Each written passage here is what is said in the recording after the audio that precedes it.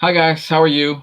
Welcome to a brand new show or second episode of a show like we like to call This Is This Week in Pop Culture. I'm going to be your host, Hash, aka Arash Zandieh.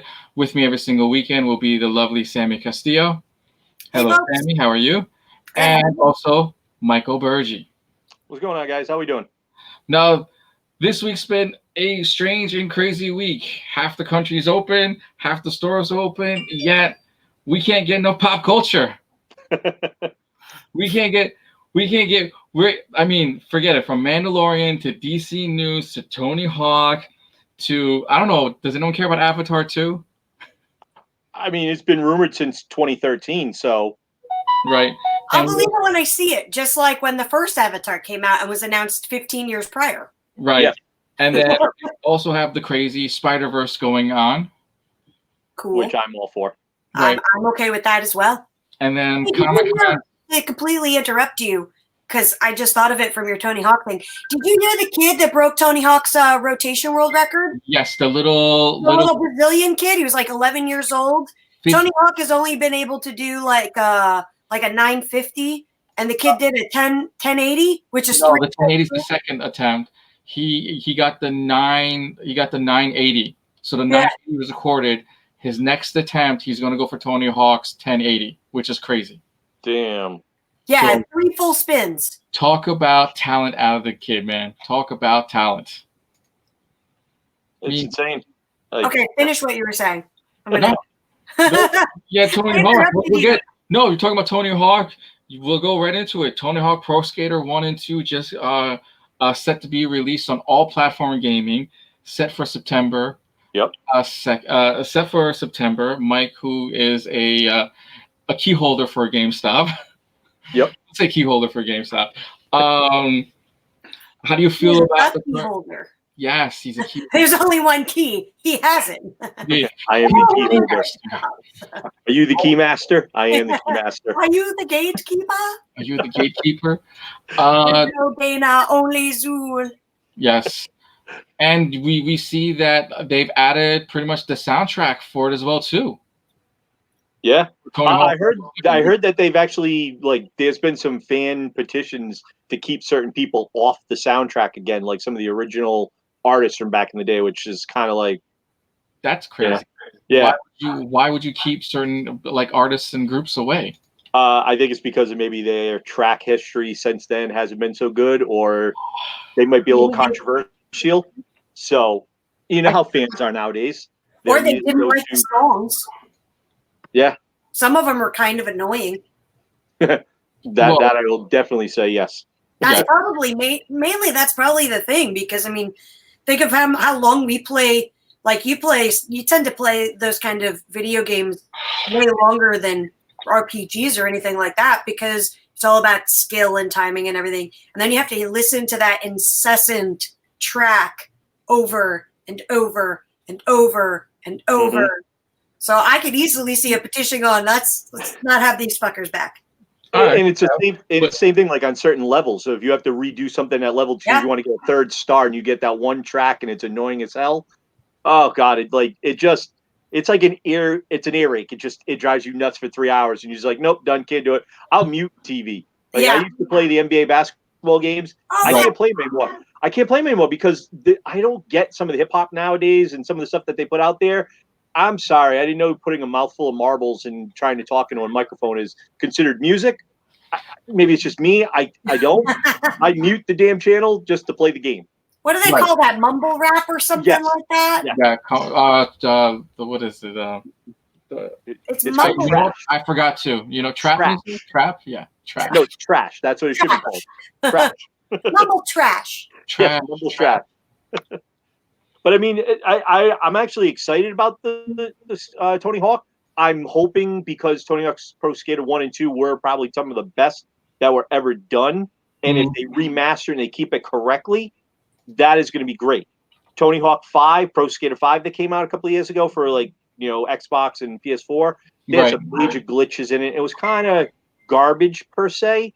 So if they can stay with that original stuff and don't really mess with it, I think that could be a welcome addition to something like this that we need.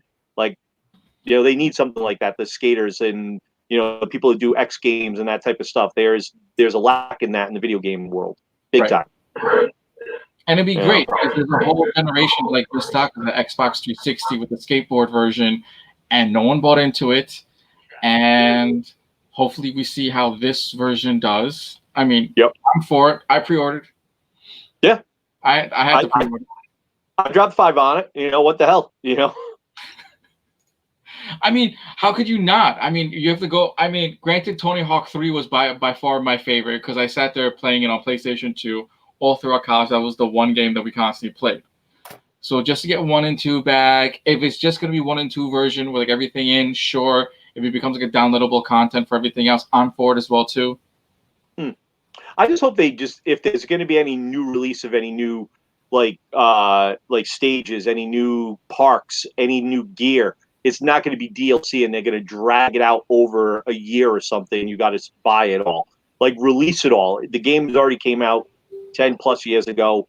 Put it all out in the first shot. Make it $40-$50. Put it all out and just include it all. If not, you're doing the fans a disservice. Truthfully, I noticed a lot of times when they revitalize games, they typically, like in my experience, don't kind of drag that shit out. They end up putting extra content in as the DLC. So maybe they'll do right by us this time. That's what I'm hoping for. The one nice thing is too is it's done by the guy Activision, which I know Activision's got a shady, track record with some of their games and stuff. But they also are the same people that made Crash Bandicoot. So I've got faith in that franchise. And if they're going to remake this, all right, I'm kind of on board. I want to see some more trailers for it though, and see how they remaster it. Yeah, what was the other one that came out right around Crash Bandicoot? Ratchet and Clank. Love Ratchet and Clank. They've been talking about remaking that forever. They did a couple years ago for the PS4. They made a movie with it too. Yeah, I remember the movie. I didn't realize they made another game. Yeah, Ratchet and Clank for the PS4. They did make it. It was actually pretty good. Yeah, one game I would love to see them remake with along that same lines, Sly Cooper. I don't know if anybody ever played Sly Cooper. Loved Sly Cooper, and I would love to see them remake that, or even just remaster it and give it to me for the PS4 because I'd love to play that game. What was the N64 game with the really raunchy? Like, was it a gopher or a badger? Oh, you are thinking. It was like super adult and really like on par with like the inappropriateness of Ren and Stimpy. I remember. It was a golf game. It was like a beaver golf. No, it was an action adventure, and it came like it was right before Crash. Like came out right around Crash Bandicoot, and then Ratchet and Clank came out right after that. Oh my god, I'm drawing such a blank on that. I know, but I can't. Maybe someone in internet land can like let us know exactly which one it was. Like a whole level where you played like a whole shit level. Joust? No, he says Junior says it's Joust. No, that's not the game. No, that's not the game. Well, you play like a gopher? No, a badger? It is a brown woodland creature with teeth, and he's got a hat.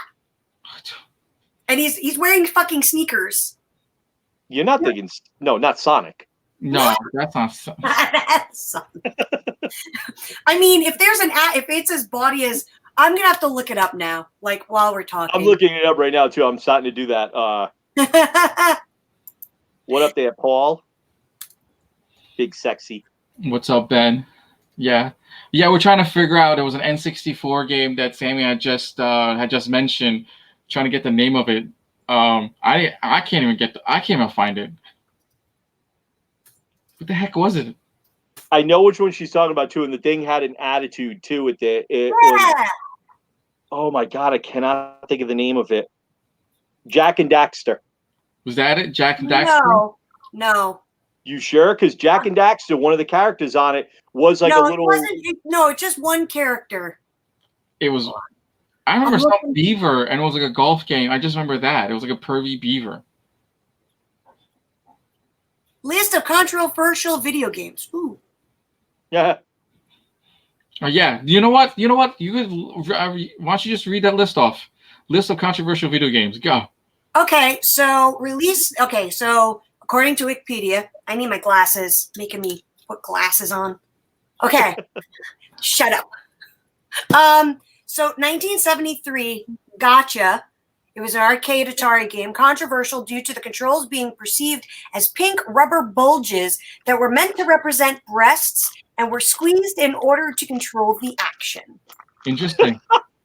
That was a real popular game with the young adults. Yeah, buddy. Well, it was Atari in the 70s, so it was definitely Japan. Yeah. Okay. Let's see. 1976, Death Race. It's pretty long. Do you want me Yeah, go ahead. All right. I was going to say, try to go with some of the games that are in the 80s and 90s that we might know. Okay. Right. I don't think anything Atari. I kind of liked that one. Okay, let's see here. All right, I'll read them off, and then if you say stop, I'll read you why it was controversial. Okay. Okay, so 1976 is Death Race.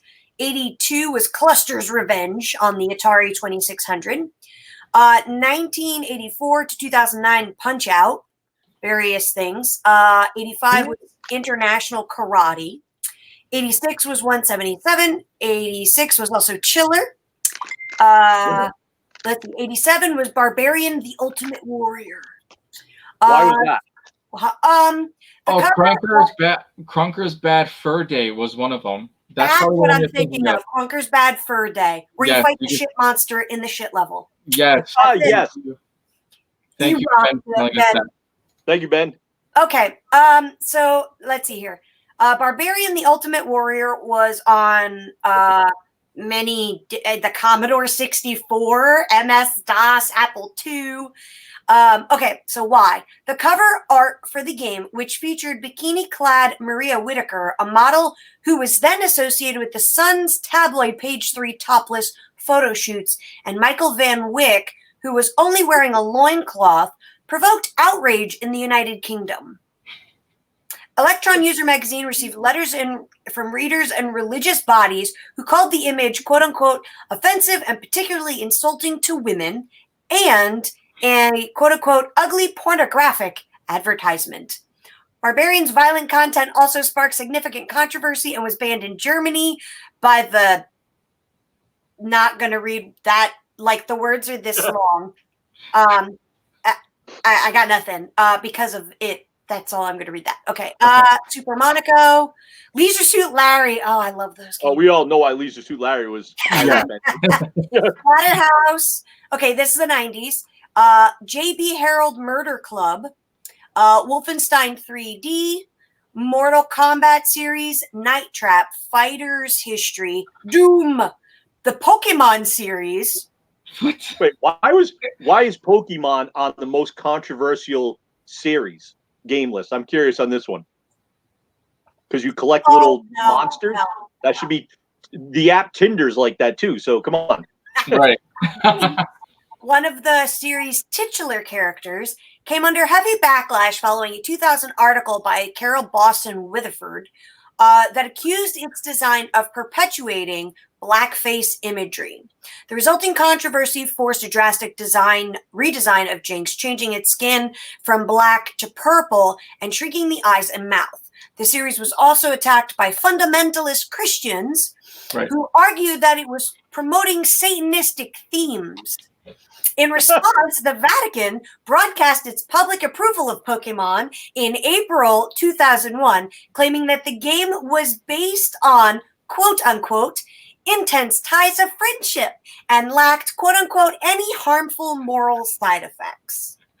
Animal abuse. Well, and you know why the Vatican probably approved it? Nintendo donated a ton of money. Yep. Yeah. There's the Nintendo wing on the Vatican. The Pope goes in there and plays the Switch all the time. He's got the Wii. Thank you, Nintendo. Thank you. Speaking of Switches, Sammy's looking for a Nintendo Switch. So if anyone has a Nintendo Switch somewhere nearby, that's not $500 fucking dollars. That isn't $500. Yeah. All right. Right. Too bad GameStop's open. Are we continuing with the list? Yeah. What else is there? Okay, Simcopter, Duke Nukem, Tomb Raider, Battle Cruiser, Shadow Warrior, Carmageddon, Postal, Grand Theft Auto for obvious reasons. The list, it's like this in the thing. Formula 197. Sorry, they have it spaced weird. Formula One, 97. Thrill Kill, Kingpin, Life of Crime. Then in 2000s, we've got Dance Dance Revolution. How is that controversial? Huh? How is that controversial? Okay. In I'm curious on 2002, that one myself, a too. local arcade in San Diego, California, the trash pit of America, removed a Solo 2000 machine after members of the local Youth Advocacy Coalition complained that the background movies of selected songs contained images that could promote drug and alcohol use, such as a scantily clad nurse, pills in I'm Alive, and alcoholic drinks appearing in Club Tropicana. The machine was replaced by a mix which did not contain the imagery.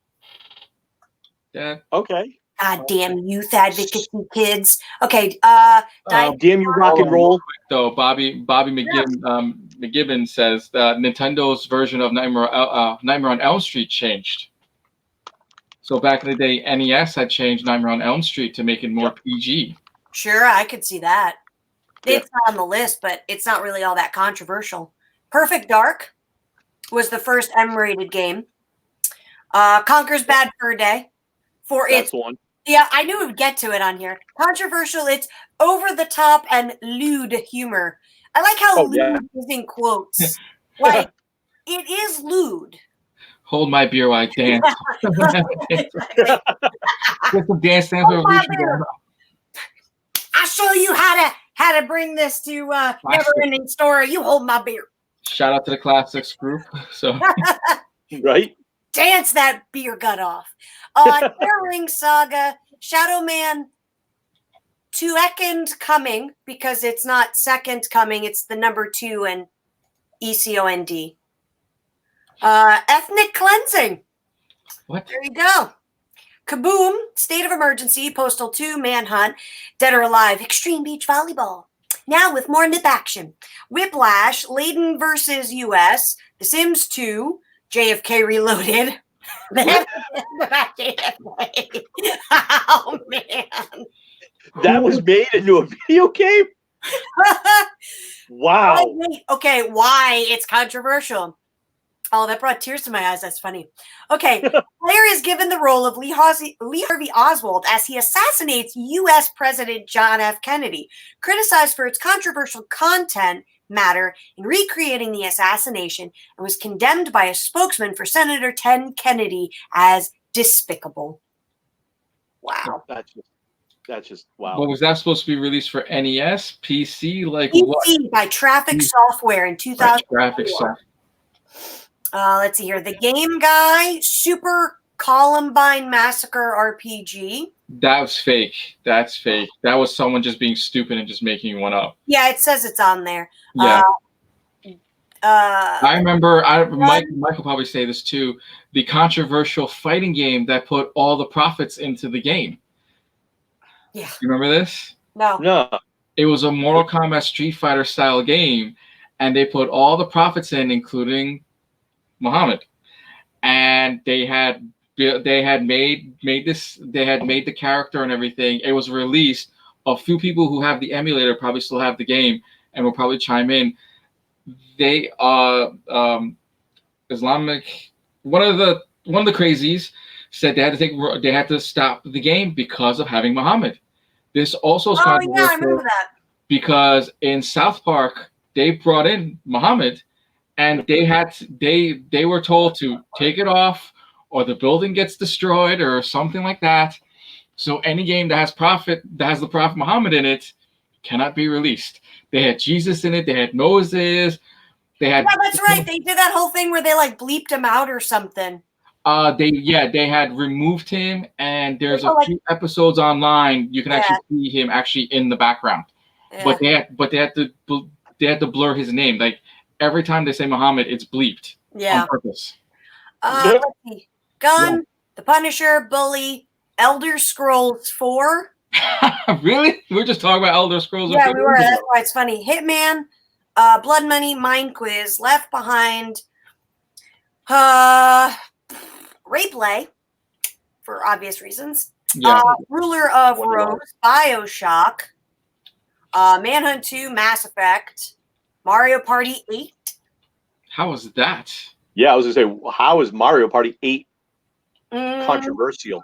The use of the phrase "turn the train spastic, make this ticket tragic" by the character Kamek caused controversy in the United K, where the word spastic is considered offensive.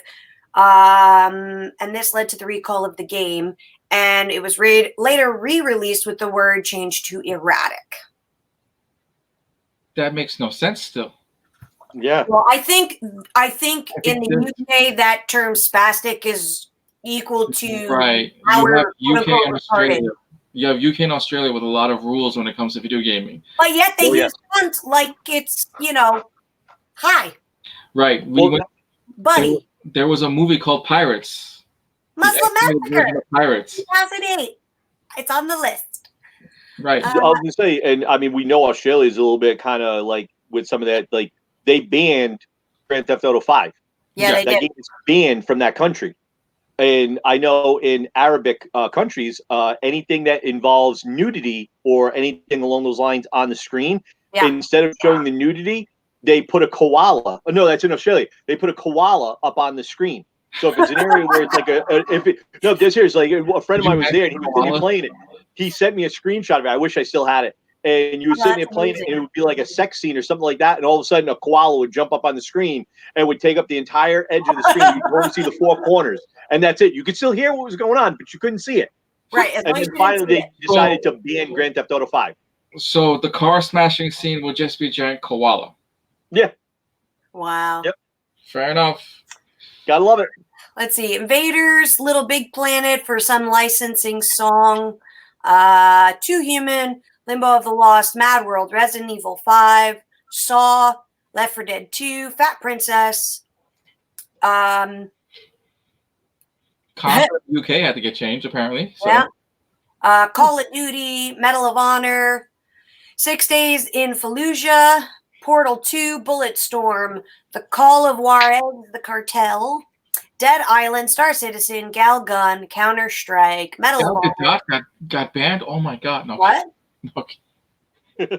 No, it's a Gal gun. So if no one got it. Yeah, right. Street Fighter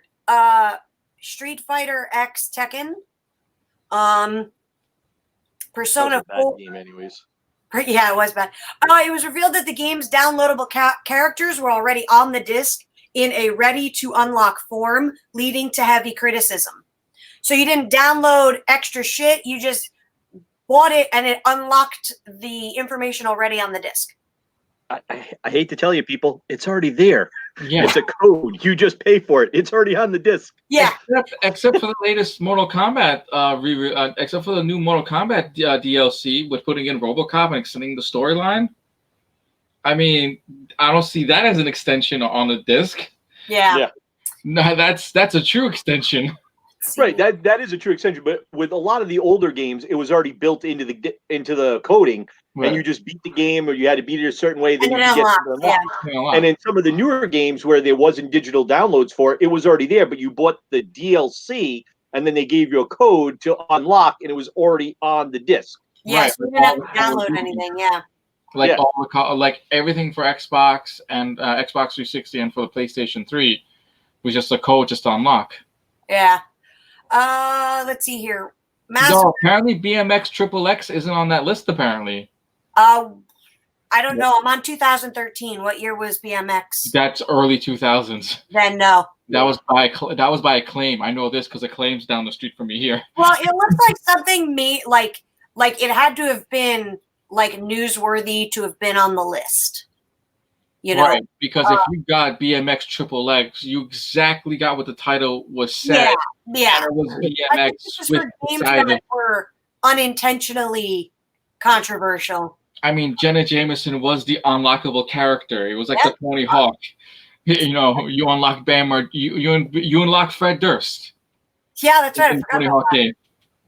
Mass Effect 3, Payday 2, Tomb Raiders. Some of these like newer ones are just pretty standard. Saints Row 4, Stand Terrible, South Park, The Stick of Truth, Hotline Miami 2. That game is so wrong.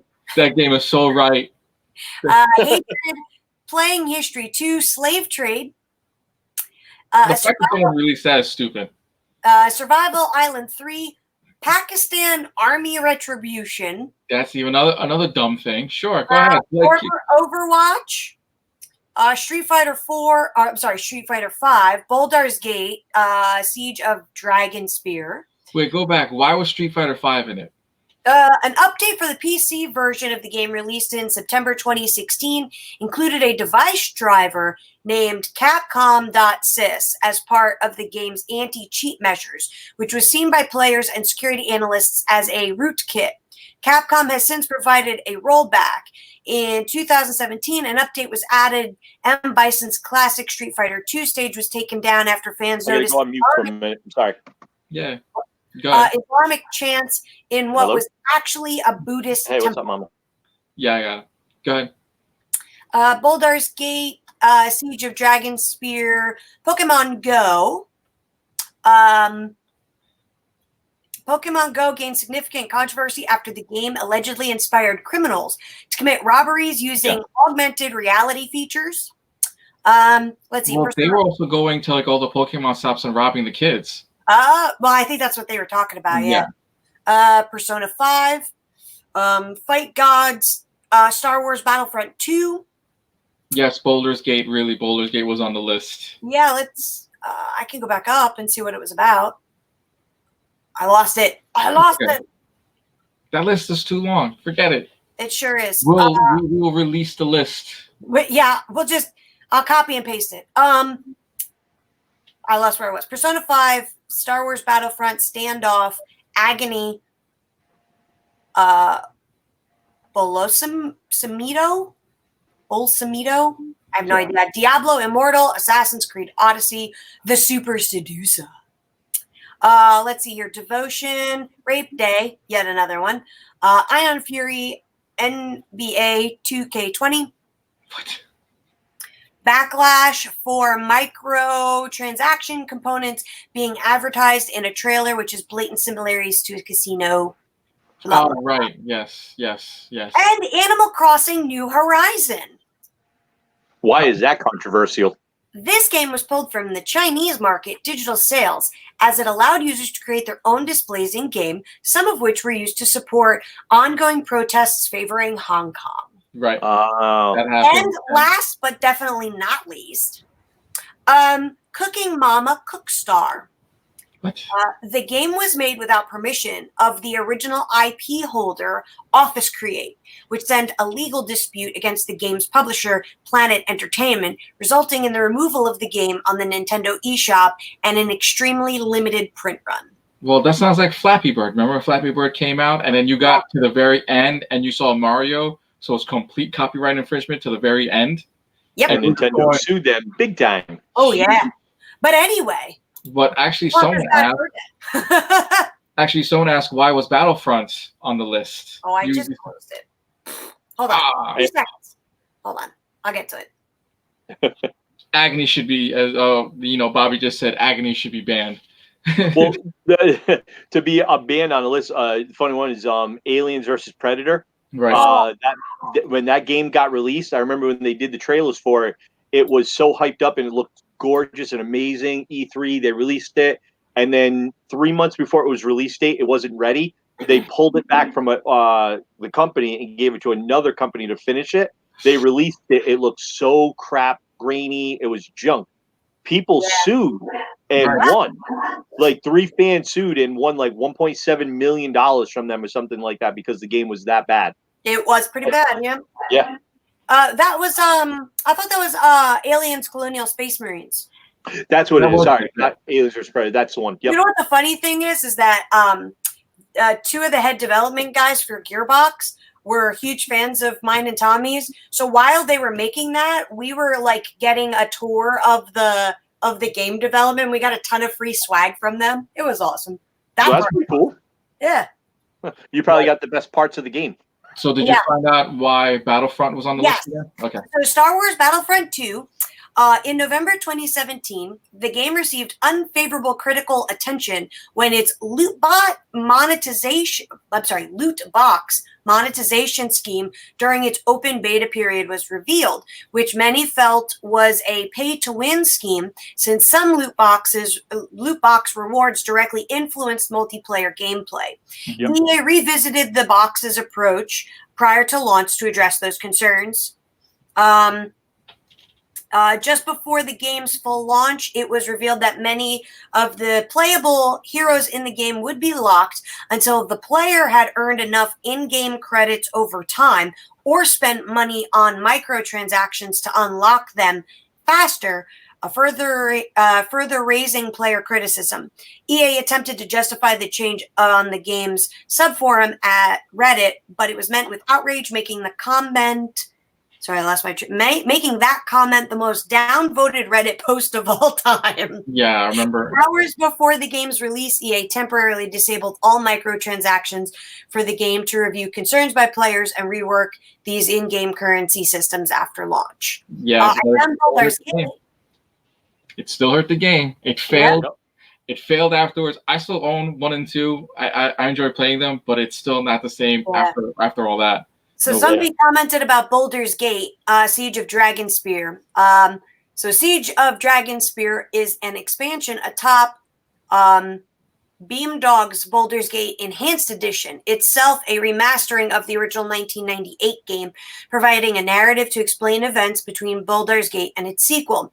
Though the game was criticized by players on its release due to a number of software bugs, a controversy arose at what was perceived as a forced political agenda by the developers, in particular the inclusion of a transgendered character. Oh, so at the time, that wasn't long. This is 2016. Yeah. This is not that long ago. No, that's kind of weird, though. That we have to wait like 2. But right now, open doors. People can talk about this game and get it re-released again. Anyway, back to controversy. back to another piece of controversy. DC, Zack Snyder, the Zack Snyder cut has been talked about for the past year or so. Been talking about since day one of Justice League coming out, released the Zack Snyder cut, HBO probably getting its hands on it, HBO probably putting it up, and now more stuff's being released that Zack Snyder had, Green Lantern, and he had Darkseid in it. So how do you guys feel about, finally getting a Snyder cut? I'm a huge kind of DC. I love Superman. I'm a big DC Superman fan, and when Justice League came out, I was like, finally, I get to see the holy trinity per se of DC: Batman, Superman, and Wonder Woman on the big screen. We're gonna add Flash in. We're gonna add Cyborg. He's not one of the originals, but okay, we'll get a Justice League on screen. I'm happy. Aquaman's gonna be in it. All right, this is gonna be great. When they made that, supposedly at the end, you were supposed to see Darkseid, which was supposed to be shown the way they did with, Thanos. Right. That was supposed to be kind of like a scene. And their other thing is that they were going to do was something with it was supposed to lead into 3 stories, and you were supposed to go to I think there was somebody was able to mother box to Warworld. Right. Or I think it's Warworld. That's his planet. So they were supposed to go there. That was the Batman desert scene. That was supposed to be like a premonition. Yeah. Yeah, and that's when we see where in the other one, Batman vs. Superman, where the Flash comes back from the future and he's like, I'm too soon. Am I too soon? He goes off. That's supposed to be from the second movie in the trilogy that Snyder was supposed to be doing with that. He wasn't supposed to be the big bad. It was supposed to be Steppenwolf at the end. It was supposed to be somebody totally different. And then when they started doing recuts and reshoots, that's when they had to put him in it. And they brought in, what's his face? Josh Whedon to help. And in the beginning, you see Superman with his beard, his whole mustache and beard was covered up, CGI'd, because he was filming Mission Impossible and they didn't want him to shave it. I'm a huge fan of it, and I would love to see what they would do with the Snyder cut, because the Batman vs. Superman cut was a hell of a lot better and explained the storyline better. if they could do that with this and explain some of the stuff and interwove some of the stories a little bit better, I'd be all for it. Not fully completed though. I looked into it. They are going to show a trailer for it, and if it gets a lot of footage and footing with the HBO Max program, they're going to pay for it to be finished. He hasn't finished it yet. So you're saying that there's going to be another reshoot to fill in the gaps, or all of it being the rest being filled with CGI kind of thing? They're going to film some of those background scenes that he didn't get a chance to finish because of money. So they didn't do the production on it. Some of the sequences, the special effects, the CGI. But that's where it's going to come from. He's done as Batman. Yeah, but this talks. Right. If you can get just the same way how we got Expendables, if you get 10 million people, 10 million new subscribers in just a hot minute, that's another reason to get HBO to just go, all right, here's the remainder of the money, go finish the movie, let's see your version. Is it going to be one giant movie? Is it 2 parts? Or is it actually going to be the 3 parts that he said it was supposed to be, part 1, part 2, and a part 3? So he said, I think the original movie was supposed to be close to 4.5 hours long. Right. Yeah.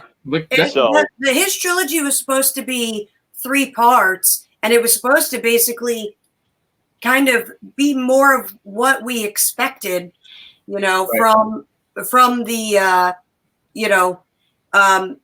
dark, gritty, and travel us across the universe. Right. Like Justice League. But out of all of the films, I hated Justice League. It was, you could tell 3 different people came together on it, and it was boring because you've got these two action comedy, quick-witted directors, and then you've got this super serious nitty-gritty director. I didn't see what that said. I don't have my glasses on. You sexy bastard, Michael Bergy. Nice. Thank you for your skill. But it was kind of it was like they just, the front half didn't belong with the back half. Nope. And it's probably one of the worst received films, because it was like the two, Joss Whedon and I forget her name, who did Wonder Woman. What's the woman who directed Wonder Woman? Oh, yeah. I can't remember her name for the life of me. Yeah, but director from Wonder Woman didn't even attempt to try and mimic Snyder's directing style. Nope. They didn't even try to be the same together. They just shot their scenes, and Warner Brothers was like, well, there we go. It's a comic book. We're going to fucking love it. Right. Patty Jenkins. Patty Jenkins is the one that did it. Yeah. Well, that's one thing.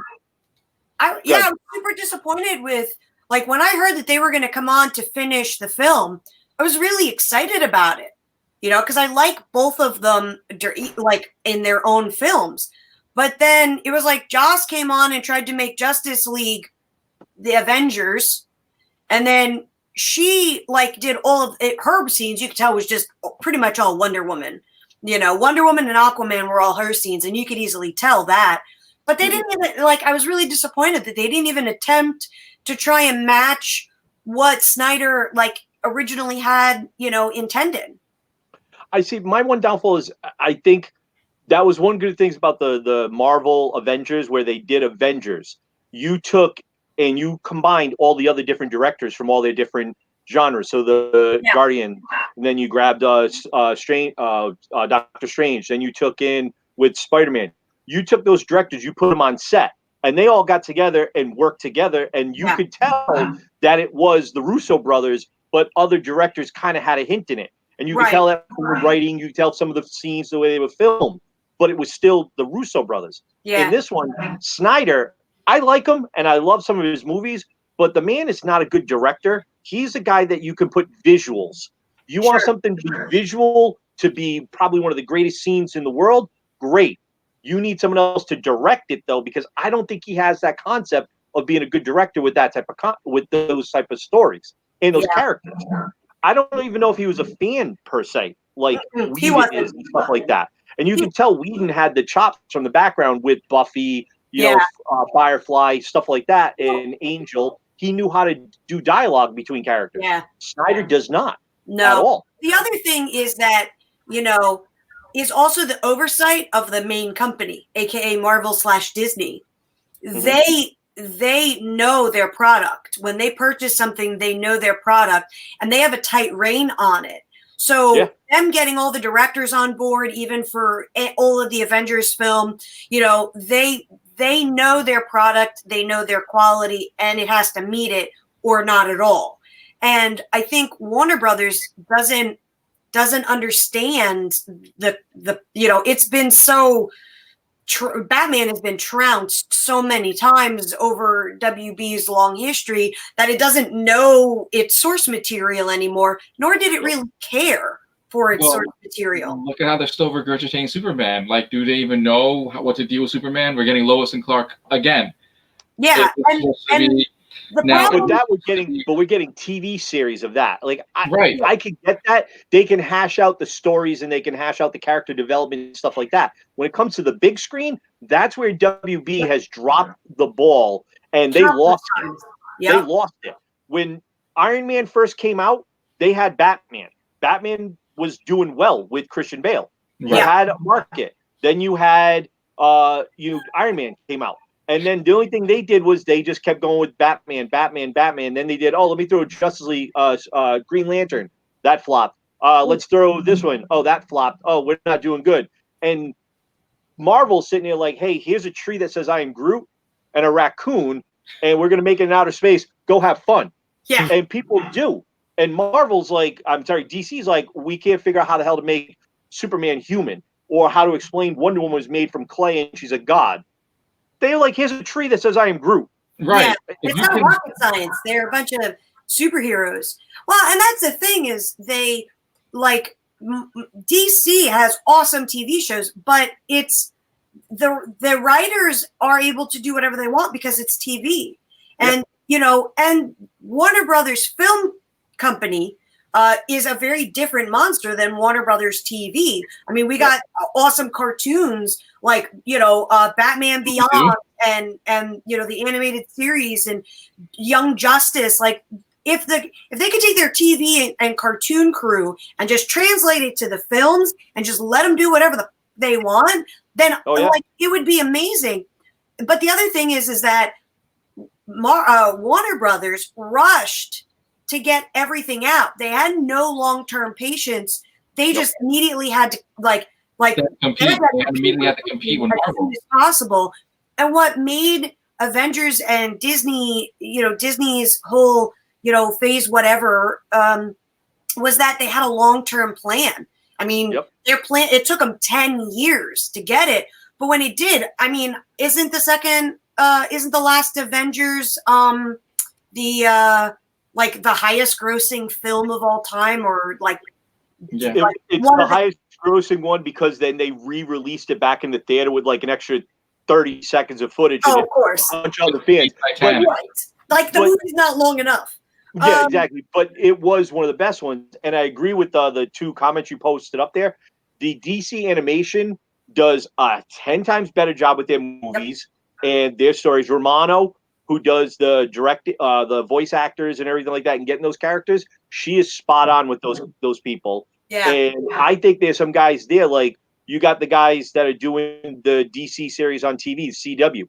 Those guys need to sit down with the Warner Brothers bigwigs and some of their directors like, here's what you guys need to do. Look at they did Infinity Crisis, the 5-part crossover. Oh, yeah. Supergirl, Batwoman, everything like that. That was amazing. And that was on a TV show that was like, okay, that was better than anything WB has ever put out for movie-wise besides Wonder Woman. But other than that, they haven't put out anything quality that's going to stand the time.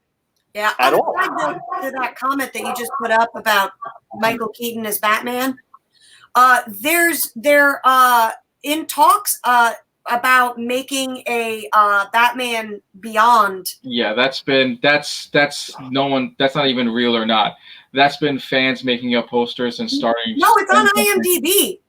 No, there is rumor going around, and honestly, I would love to see Michael Keaton as Batman, as the broken Bat in the older days, and then And honestly, I get it, and I know Robert Pattinson's going to be Batman. I don't want him as Batman. I would have loved to see him as Terry McGinnis as Batman Beyond. I Yeah. think he would have done a better job.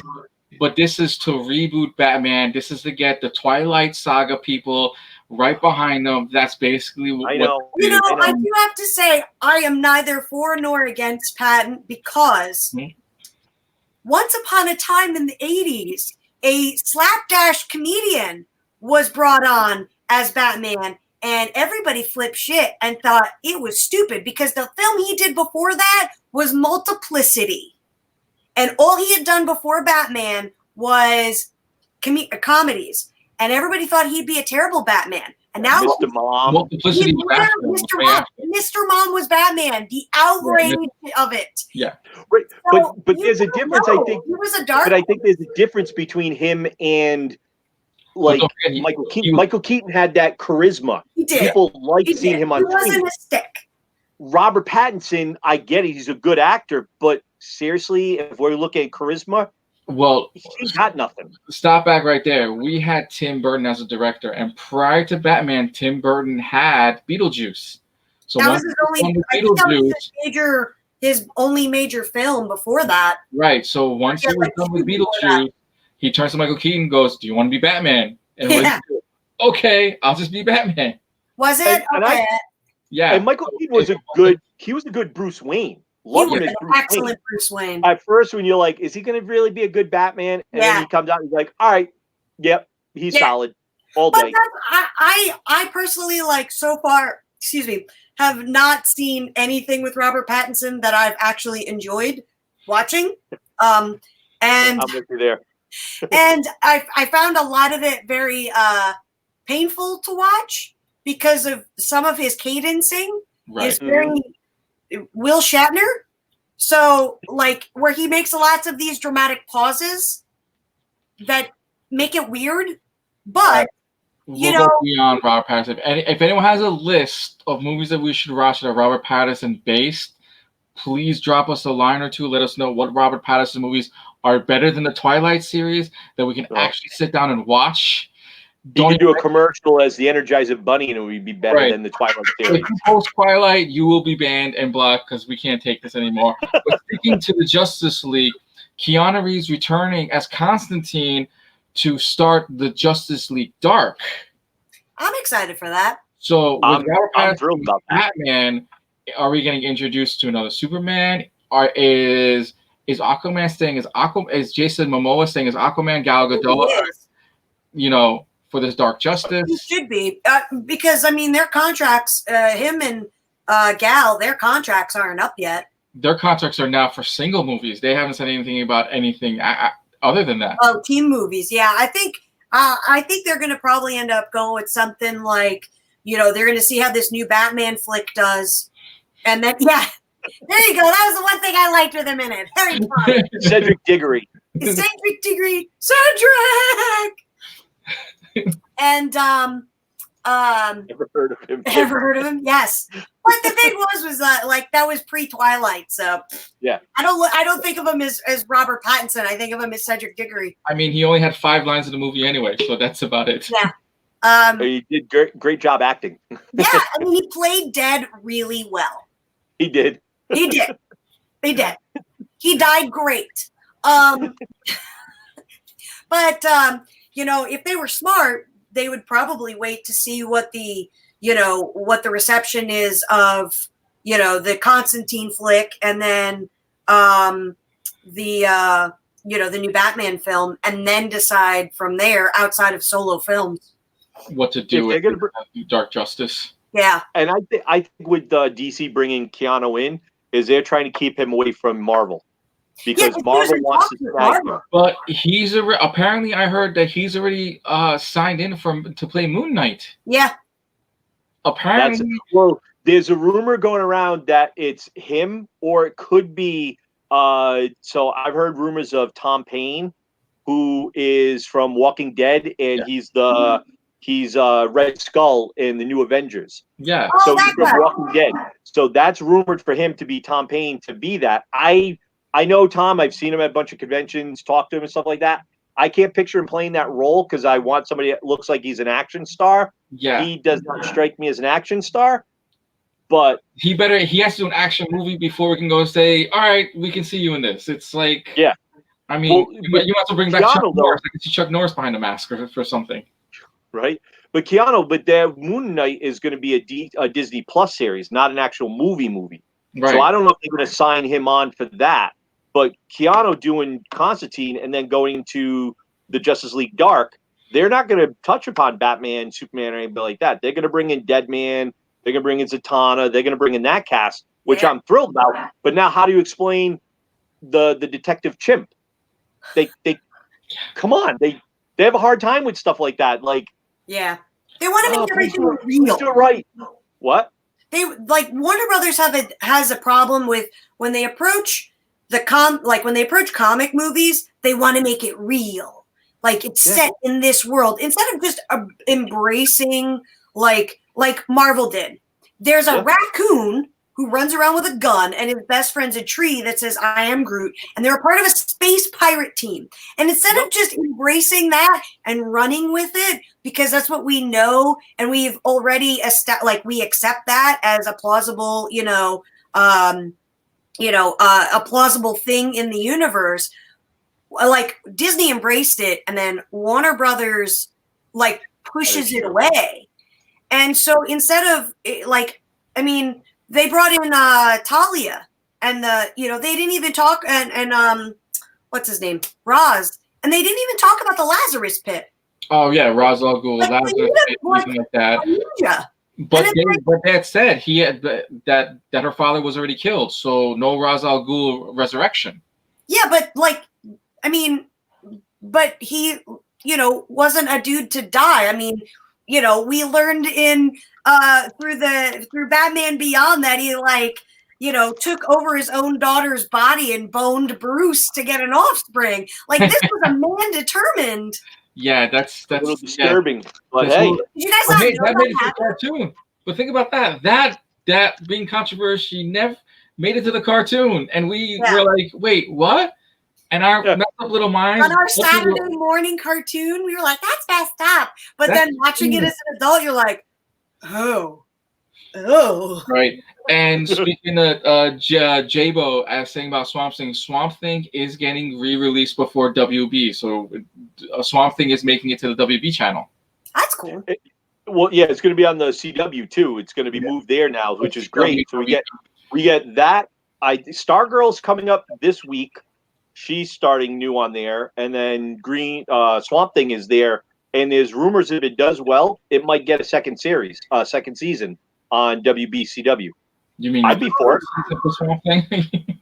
I like the WB's TV cartoon, is super strong. I like it way better than Marvel's, TV presence. That's if ABC can wake up and not use the app and use actual TV to actually create a product. Yeah. This is where Warner Brothers is really good at, to make a product that can go on TV, not for an app. Yeah. Right? We're doing really great. Now we'll jump in, since we are talking about Disney, we'll talk right into The Mandalorian, where we see The Mandalorian being actually one of their strongest shows on the Disney Plus app. Well, that's because Disney is smart. They know the people that know how to do things, and then they move them forward. And one of the main reasons is Dave Filoni. One of the main reasons that is so successful is Dave Filoni. That man turned around the entire franchise with Clone Wars and Rebels, and I think that's a bit of the problem where Disney sees their people, and Disney's always been doing this, where they see a person in one area that can improve further up, they'll tag team that person over, and they don't care whether it's film or TV. And that's the difference. Warner Brothers doesn't do that. I mean, if they were smart, they'd grab Bruce Timm, be like, Bruce Timm, let's sign you as a executive producer and writer for the films, because then we'd get live action, stuff like Batman and Superman. Right. When Kevin Conroy and Tim Daly were voicing, we get stuff like that as opposed to the crap we get now. Well, they also, I think, they were smart with working with Jon Favreau. Yeah. He's got the Midas touch right now. Everything he touches has turned to gold. He's Look at his awesome. movies. You think about he Jungle started Book, Lion King, him just penning down Mandalorian. He said it was a fluke. He just penned it down, and someone just was working for Star Wars and read his notes. And it Yeah. was an accident. Favreau getting Mandalorian was a complete fluke. Now he's just taking that ball and now he's going with it. Now putting in Ahsoka. Now we're gonna get Now we're getting the return of Boba Fett. Where the hell has he been in the past several movies? Sarlacc pits. Right?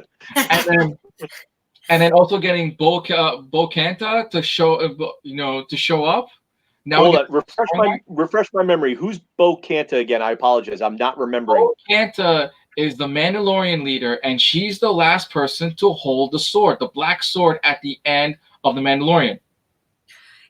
So okay. I thought that was Sabine Wren. Okay, No, so she's also too. the sword, the original, like the black The saber, Yeah, the Black was Saber. introduced in Clone Wars, and Right. it's the original black saber. Whoever it was from, the original royalty of Mandalorian, and Sabine's sister. When Sabine died in Clone Wars, Darth Maul killed her. Her sister, the redhead, got the saber, but she lost the planet. And so at the end of Clone Wars, Ahsoka gets the saber back and gives it back to her. So the saber's still in play. And then, so now you got to find out like what happened and how what's his name ended up getting it at the end of Mandalorian. at the end of Mandalorian. Right. No, and I know that like because the scepter of rule, basically. the Black Saber was originally done because it was the first Mandalorian who was made into a Jedi. Correct. And he made his own saber, so he made the Black Saber. Yes. Which is awesome. I'm digging that because I think that's gonna be great. Because at the end of that, when I was sitting there, I was like, when you see Giancarlo cut through the TIE fighter, I was like, is that no, that can't. Wow, they're really tying the Black Saber in. All right, Yep. Don Favreau's going to the well, and he's coming back with that. Spoiler alert! There's no If spoiler you alert. haven't Come on. seen Spoiler. Mandalorian at this point, The like, internet is a that's the spoiler. rock you're living under. But I'm excited for a lot of that, what they're going to put into the Mandalorian 2 with you bringing Ahsoka Tano back in. We're going to find out. And now there's a rumor right now going around, Disney Plus might be working on an Ahsoka series. Oh, Yeah, yeah. that was released How they do today, 2 hours ago. Is that going to be live action or is that going to be animated?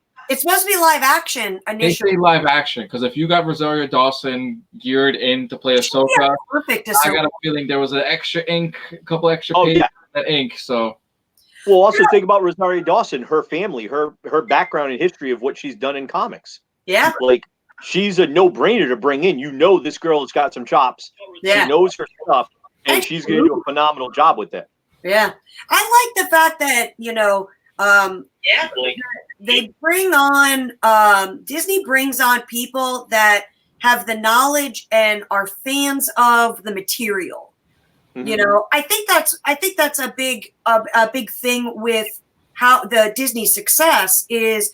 They bring on people that are already fans of it and that, like Dave Filoni, like he's a huge Star Wars nut, and so he's able to sit down and give us what we want. what we said is not in Rebels anyway. It's just the whole storyline. It actually goes all the way back to Clone Wars. So you have to watch more than just Rebels. You have to watch Clone Wars and the current Clone Wars series. So you're going to watch both of them. Well, the Clone Wars has a season 7. Yeah. So watch all 7 seasons. And then watch Rebels. Do you have anything about Rebels? I wasn't a huge fan of Rebels, but I got the Rex back, so I don't care. Old Man Rex. Old Man Rex. So he's my favorite. I was never really a huge Star Wars fan. Like, I mean, I liked it, and it was like, okay, those are great movies. I saw the prequels. Oh, cool, whatever. But then I sat down and watched Clone Wars, and Clone Wars just like explodes the universe of Star Wars. And I totally fell in love with the whole like world outside of the Skywalker saga. and just all of the cool characters and how like the clone culture and all of that and just the expansion of it. So I actually like everything outside of the main Skywalker saga way more. And I absolutely love Anakin Skywalker in that. He is hilarious. Oh, in Clone Wars? In Clone Wars? Yeah, because like Clone Wars takes place over the 10 years of war between episode 2 and 3. Yeah. Now the problem is that when they filmed it, they don't explain that it's 10 years. So Anakin goes from a little whiny Padawan to a punk bitch. And you don't know why he's a punk bitch. Like literally he just and then becomes evil. So and I was gonna say, I think that's one nice thing too, is because they gave us the background of what we needed to know, how he got from being the Padawan to a Jedi Knight per se. Why did he become a Jedi Knight? How did he get that? Yeah. So they did do a great job with that. And they show like how they don't the Jedi through the whole thing. They show how they don't want Anakin. They don't listen to Anakin. They pass him up, even though he has rescued their asses more times than not. And Yoda, I hate Yoda. I absolutely hate Yoda as a character. I mean, he's an amazing character, but I hate it real. They made him like he is a hypocrite. He is a complete hypocrite, and they explain that over Clone Wars, and it's hilarious. It's great. I mean, I love the depth that it gave the whole franchise. I think the other reason in there with a lot of the Knights did not like Anakin was because of his track record. He would go off half-cocked half the time. He would cause the ire of Mace Windu, the Jedi Council, but he got results.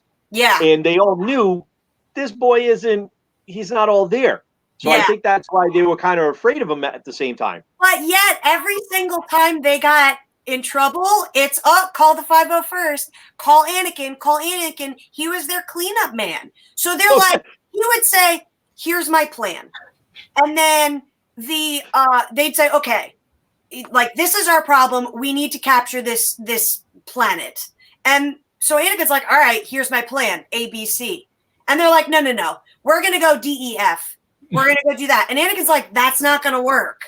And no, that's what we're going to do. And then they go, and then they fail. And then they call Anakin and be like, hey, after you're done this important mission that's saving our asses, can you come to this planet and continue to save our asses? Right. Not so much. And then they don't even like give him credit for it. Right. They're like, well, if you weren't so reckless, we wouldn't have had to deal with this. And it's like, if you would have listened to the kid in the first place, man. That's why having the Obi-Wan series will also explain that little void as well too. So when they decided to do that, we can finally get the extra explanation. And I really loved what I loved about Clone Wars is it gave you all sides of the characters. Like it didn't just make Yoda the end all be all, like, oh, he was a bit of a douche. Well, Sam, who's your favorite character in all the series? Yeah. And then Obi-Wan was like the petulant older brother that was jealous of his more talented little brother. And like, they're like 2 minutes older than each other, and he was jealous through the whole thing. And it was so funny because at the end, watching this, I'm not giving anything away, but watching the last 2 seasons of Clone Wars, especially this last one, because what's going to happen. You watch Anakin and he just like blows off Obi-Wan so hardcore. It's great. It was the Sith Lord, definitely not the head of government in the weird robes. He's making fun of Emperor Palpatine being the Sith Lord, basically. Darth Sidious? Sounds about right. Yep. Sounds about right. No, I think I kind of agree with you. Like Obi-Wan was a little jealous of Anakin Skywalker, but at the same time, I don't think he was jealous. I think he was also frustrated with him because he wouldn't listen, and he knew he was more talented. And I think Obi-Wan was trying to get him on a path that would have allowed him to use some of his talents. Mm-hmm. But you knew Skywalker was more the rebel. He wanted to do his own way. I'm going to make my own path. I'm going to do it this way. Yeah. And I think that's the differences between the two. And obviously we know, Obi-Wan had the high ground. I guess he knew a trick or two. I'm just saying, he knew a trick or two. Always a cocky bitch. Like, Well, always was. Yoda was always one for the Force. He tried to steer away from the dark side, so Yoda would miss a lot of things. Well, Yoda was blinded. Honestly, Yoda was blinded by his own pride. Right. Flat out. I mean, he was the downfall of the Jedi. I mean, you've got Darth Sidious, the most powerful Sith Lord, like, in existence, like 2 feet away from you. And if you weren't blinded by your own hubris, like, you'd think you'd feel that. And not only that, you're on Coruscant, where that's where he is. The Jedi Temple is on Coruscant. Not that far of a difference from there to basically the throne room, basically, in a way. And every time he would meet with the Darth, Maul, and then, Tyrannus, and then you had Grievous and all these other people. How did you not recognize that there was some evil power? And there's like how many Jedis popping around the Jedi Temple? Well, there were thousands of Jedi, at the time of Clone Wars. There was thousands of Jedi. But you couldn't see 3 Sith half a mile away. Like, come on. And he was also powerful. He didn't know where everyone else was. A galaxy away, fucking shit up. Pardon my language. But you couldn't, you couldn't figure out that, Dooku was one of the bad dudes. And that's why I think, honestly, Sidious, Emperor was the most powerful Jedi and or Sith out of every single one of them. Because of the simple fact that he was able to hide his own power. He was able to connect Rey and Kylo over how many light galaxies apart. He was able to basically AT&T phone a friend here. But none of them could do that without something. This dude could do that. Like, that just tells me how much more Palpatine was more powerful than the Jedi Order and Yoda. And Yoda was supposed to be the most powerful one. Yeah. Well, they brought in what I kind of liked in the last film. I mean, it was I was not a particular. I just saw Return. What is it? Rise of whatever. The last Rise of Skywalker. So I read a lot of the Shadows of the Empire and a lot of the books from like the 90s when Lucas was like, go, have fun, be free, write my things, give me money. And he just let the writers do whatever they wanted. And I thought it was interesting that they brought in some of the aspects of Shadows of the Empire, where, Palpatine, over the course of the books, he died multiple times. But he had clones, and he would transfer his Force essence or his soul from one clone to another. So you could never kill the dude because he was so powerful that he basically became like a Force ghost and then put himself into an empty vessel. And I thought it was interesting that they kind of brought that in a way at the end of the last one. It was an interesting way to do it. Yeah, but everyone still wanted more, though. Everyone wanted Mira Skywalker to make an appearance. Everyone wanted, like, supposedly Rey had a brother. There was supposed to be introduced, Well, you look at it. Do you ever read the trilogy, the Corellian trilogy, where basically Hans goes home and then you find the planet? It's like a death planet in outer space. Yeah. Hi, that was the first movie, and then he has a son, Kylo, but we're not going to mention Jacin or Jasonda. We're not going to mention those 2 other children that he has. Or the That's twins. why I thought they were twins. I thought that was going to be Rey and him. Yeah, that would be cool. That's what I was hoping they would go with. But then you bring in Mara Jade. Oh, no, let's not discuss that. It's like you just shit on how much of the Star Wars lore. And the first movie was okay. The Force Awakens, they did a good job with that. Right. The second one and the third one, I'm sorry, hot trash. Yep. Hot trash. Right. I was really disappointed, with The Last Jedi. Well, I was disappointed with the 2 because, they have this, the in those stories, basically the entire original saga is the rise and fall of Anakin Skywalker and his redemption. Like, that's the first 6 films. And so, Star Wars has this theme where there's the bad character always has a level of breaks away from the Emperor, and there's a level of redemption. And they were using Kylo for that. And he could have been such a cool character. You know, like so much better than what they did. And then his level of redemption, you know, at the end was like this afterthought, like, there you go. And he did something that Anakin never could do, or they never even touched on, which was force healing, which is a thing from the books. Like they touch on force healing and they don't explain any of it. Or like the transporting with 2 linked souls. That was a thing from the twins. The twins they shared, because they're identical twins, they shared a force. So they could transport and communicate. So they add that in without any explanation, unless you are total nerd and you've read all of the books, you have no idea what's going on. Right. And it was very frustrating to see these. I don't personally, I don't like Rey. She's a piece of wood.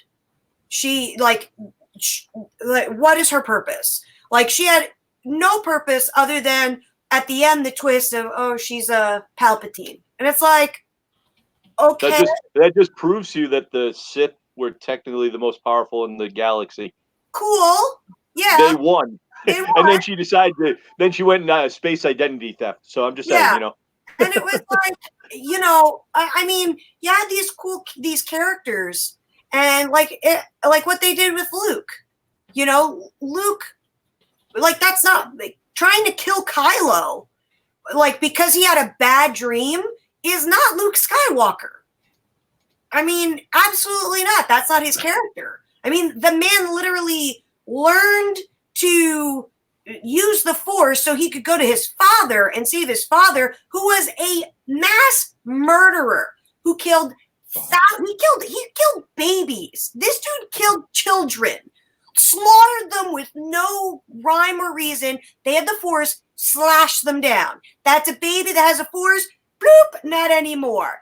Well, And only two that guy, and would refuse to kill his own father, but yet his nephew, who happens to have a scary dream, is now, I'm going to murder you all of a sudden. He was willing to put him down. Yeah, like, that makes absolutely no sense. That goes against the core of the character that they created. Well, that was because of bad directing. Could you imagine? And Snoke's, like, he could have been so cool, but then they're like, no, just kidding. We'll just chop you in half and take out. We're gonna build you up in the first film, and then you're a side character now. Yeah, and you get cut in half, but you supposedly can connect 2 characters across a galaxy, but you don't see a lightsaber about to cut you in half.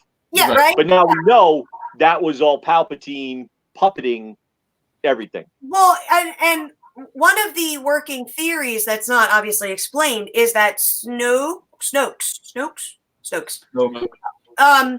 was supposed to be a clone, a failed Palpatine clone.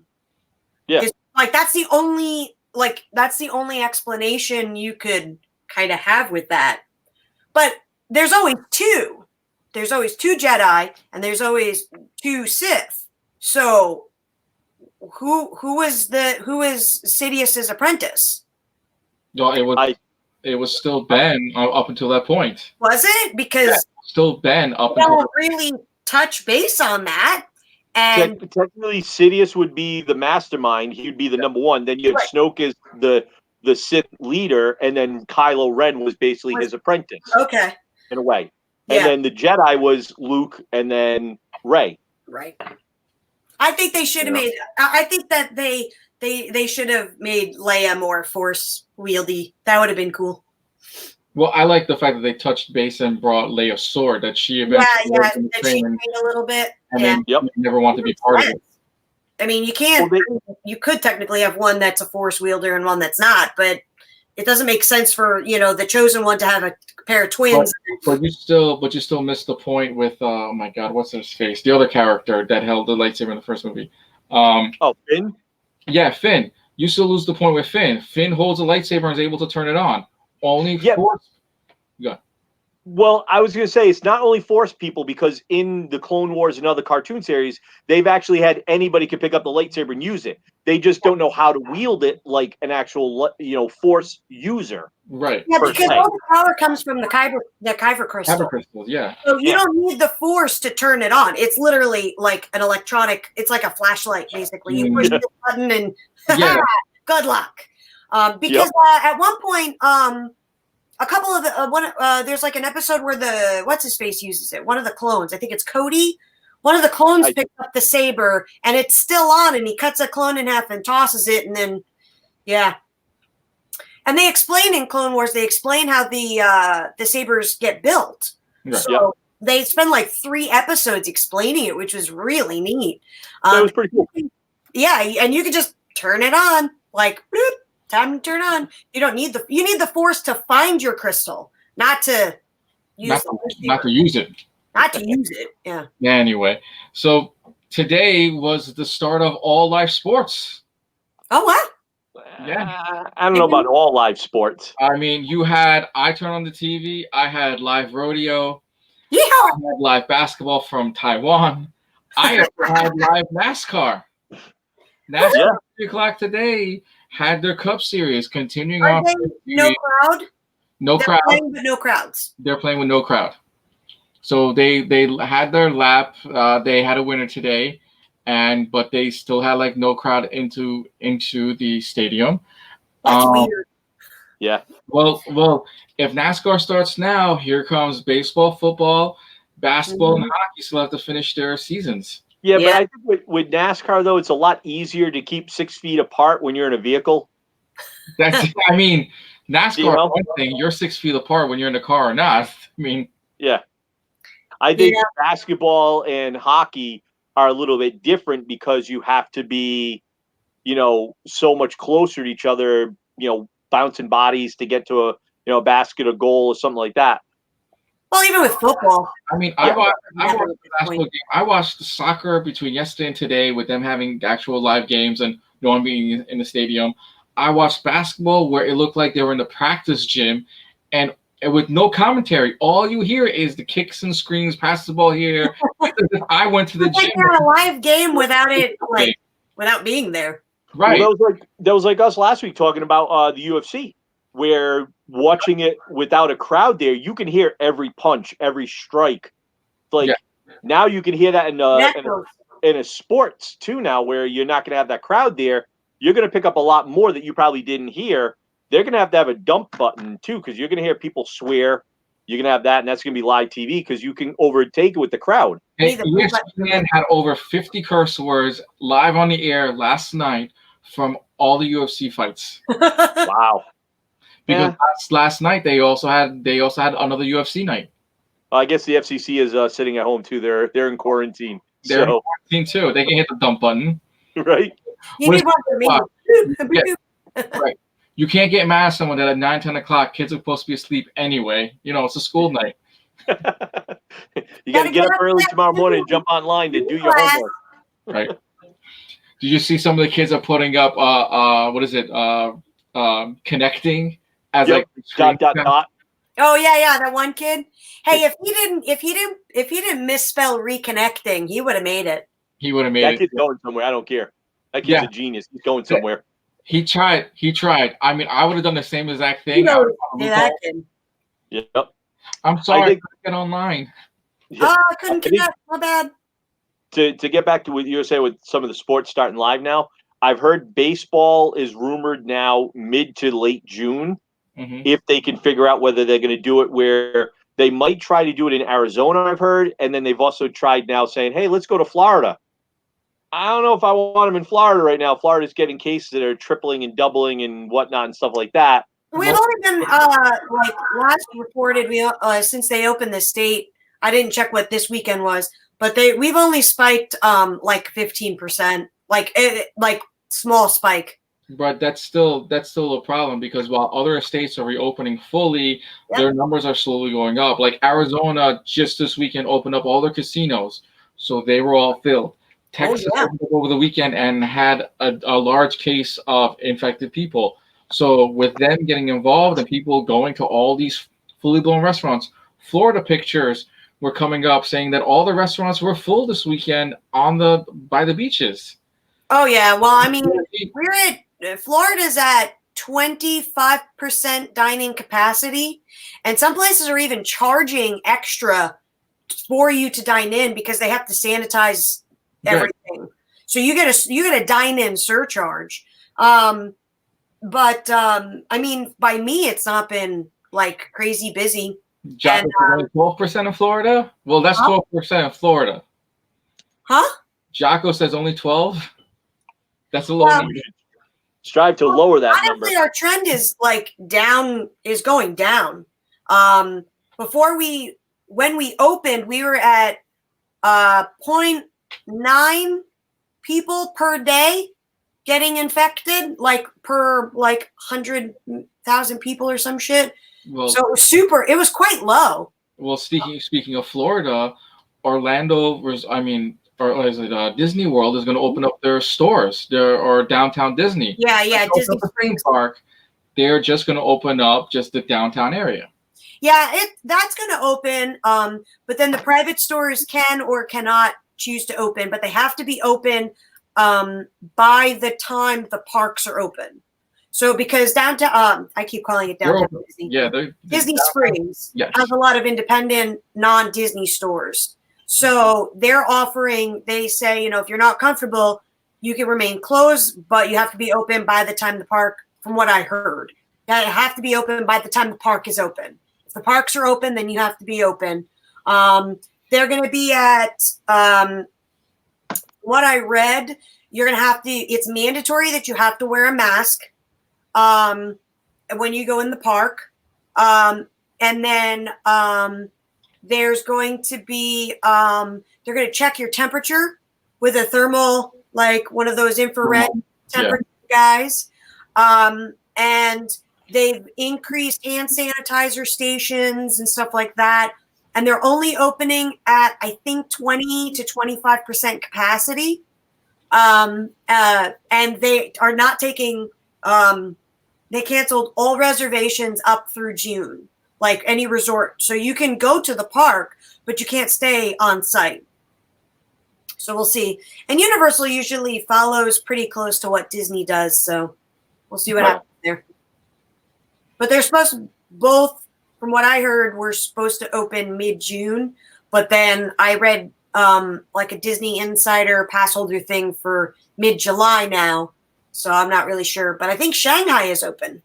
I think Disney Shanghai a couple of weeks ago. Shanghai fully opened their doors this weekend. Well, okay, this weekend, yeah. And that's where a lot of that Disney, like, that intel is coming from with, like, wearing masks and taking temperature. And then food, I'm not sure how they're going to be handling food, whether there's going to be, like, a dine-in or whatnot. But Disney's usually... Disney only says that they're going to open up the stores. Who knows what they are? Who knows who it is? And what's supposed to be open? There's restaurants at downtown Disney. There's restaurants, and then there's, of course, the shops and stuff like that. Yeah. So, and that's going to be at a 20. Those are retail centers and restaurants, so they're going to be at 20-25% capacity, which is going to be interesting to see how they're going to kind of limit that with how big it's an open, free coming and going market. So yeah, Jay, that's exactly what we're talking about. All the stores open, just not all the other stores open. Right. Yeah. So it'll be interesting. Like, I guess they're going to limit like who can go into the store, because that unless they're only going to limit, like, I'm not really sure how they're going to be able to limit people going into the area. I'm not really sure. Well, they'll figure it out. I mean, if they figured out how to do Shanghai, here, I mean, that's if you have to wear a mask, you have to get sanitized, probably little by little, two people per store. I gave one friend a suggestion: only allow one person in your store at a time. Just give them time slots. And those there's some stores, yeah, like the Michaels down the street from me. They're open and they have a line with markers, and it's like, all right, well, you can go in, you can go out, you can go in, you can go out. Right. Mm-hmm. He said like they were limited to 2 hours at a time. Yeah. That's fine too. How much shopping can one person do for 2 hours? Well, you could spend the day at downtown Disney. City Walk? Yeah. No.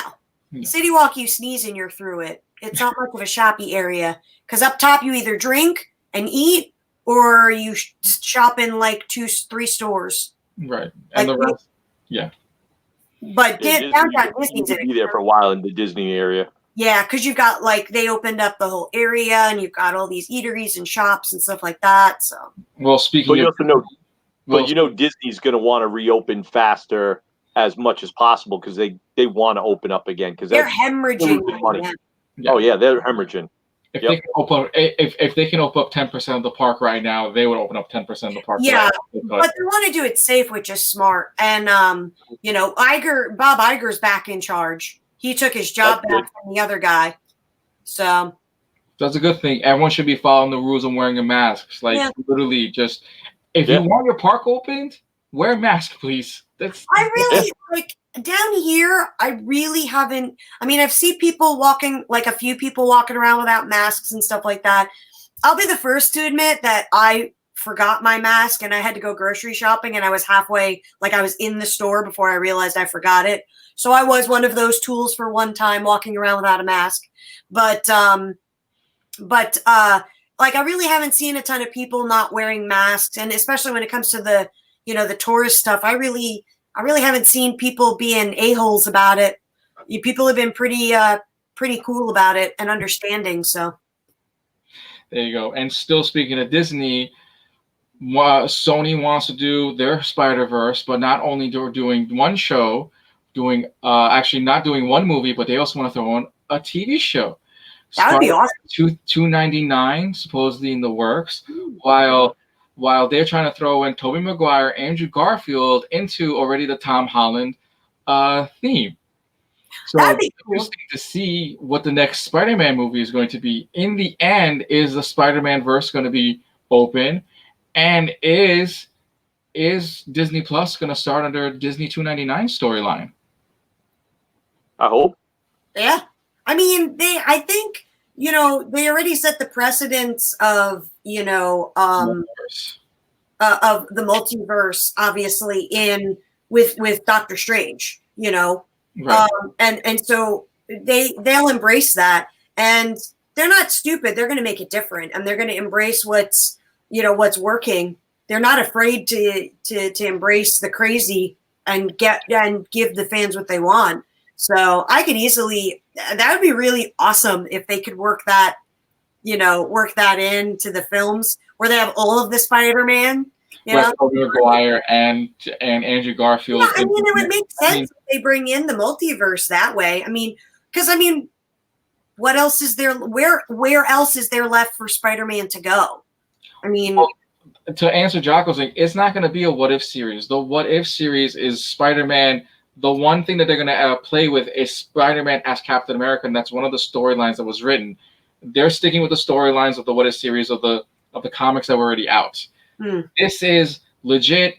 Tom Holland has always been taking pictures of Andrew Garfield and Tobey Maguire. They have always seen pictures taken together, and it's been talked about for the past, 3 years.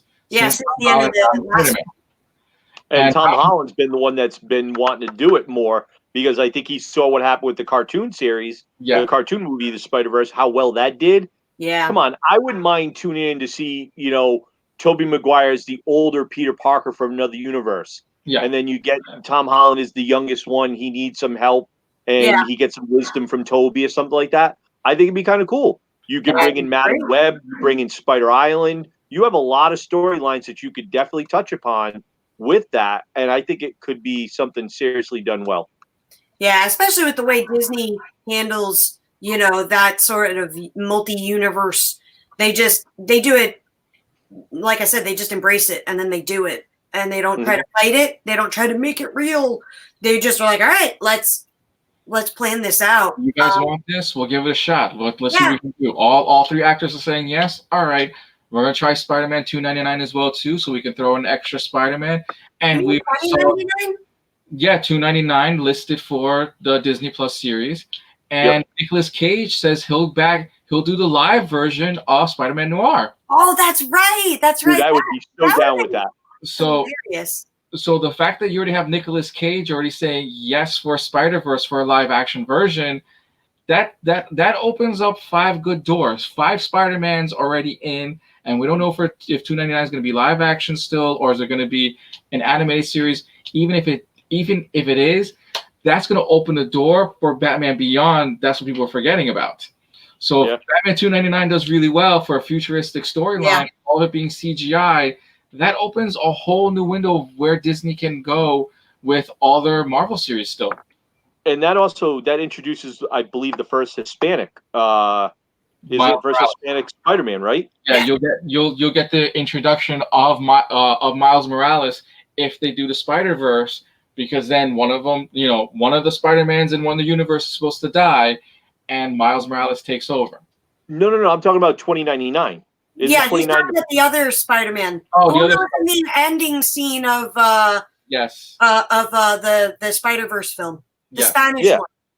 Yeah, because he's the first Spanish Spider-Man per se, right? Right. Spanish Spider-Man, yeah. So that'd be really cool.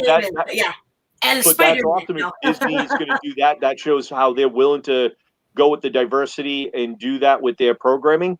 That helps them out. That opens up a whole nother revenue of cash flow for them. That generates more interest in that line, which could generate more interest in that cartoon series and into making it into a movie.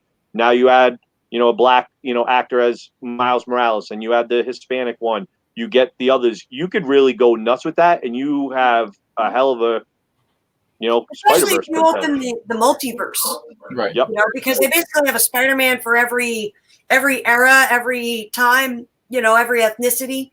What if Spider-Man was in Tokyo? Right. Yeah. Spider-Man was here. What if he was German? Let's find out. Well, I think to touch upon what J-Bo was saying earlier with the What If series, the nice thing about the What If series is there's going to be a thing where Peggy Carter is Captain America. Right. And, Steve Rogers is like her nerd that's like the tech guy. They're going to touch upon stuff like that where they're also going to do, I think they're touching upon the zombies, the Marvel zombies. And they're going to do different things with that. I think that's something kind of cool. You can do the cartoon series, see if it works.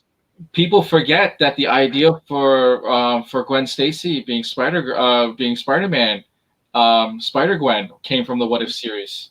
Oh yeah. People forget that was the most popular storyline of like, oh wait, female Spider-Man. All right, we want this.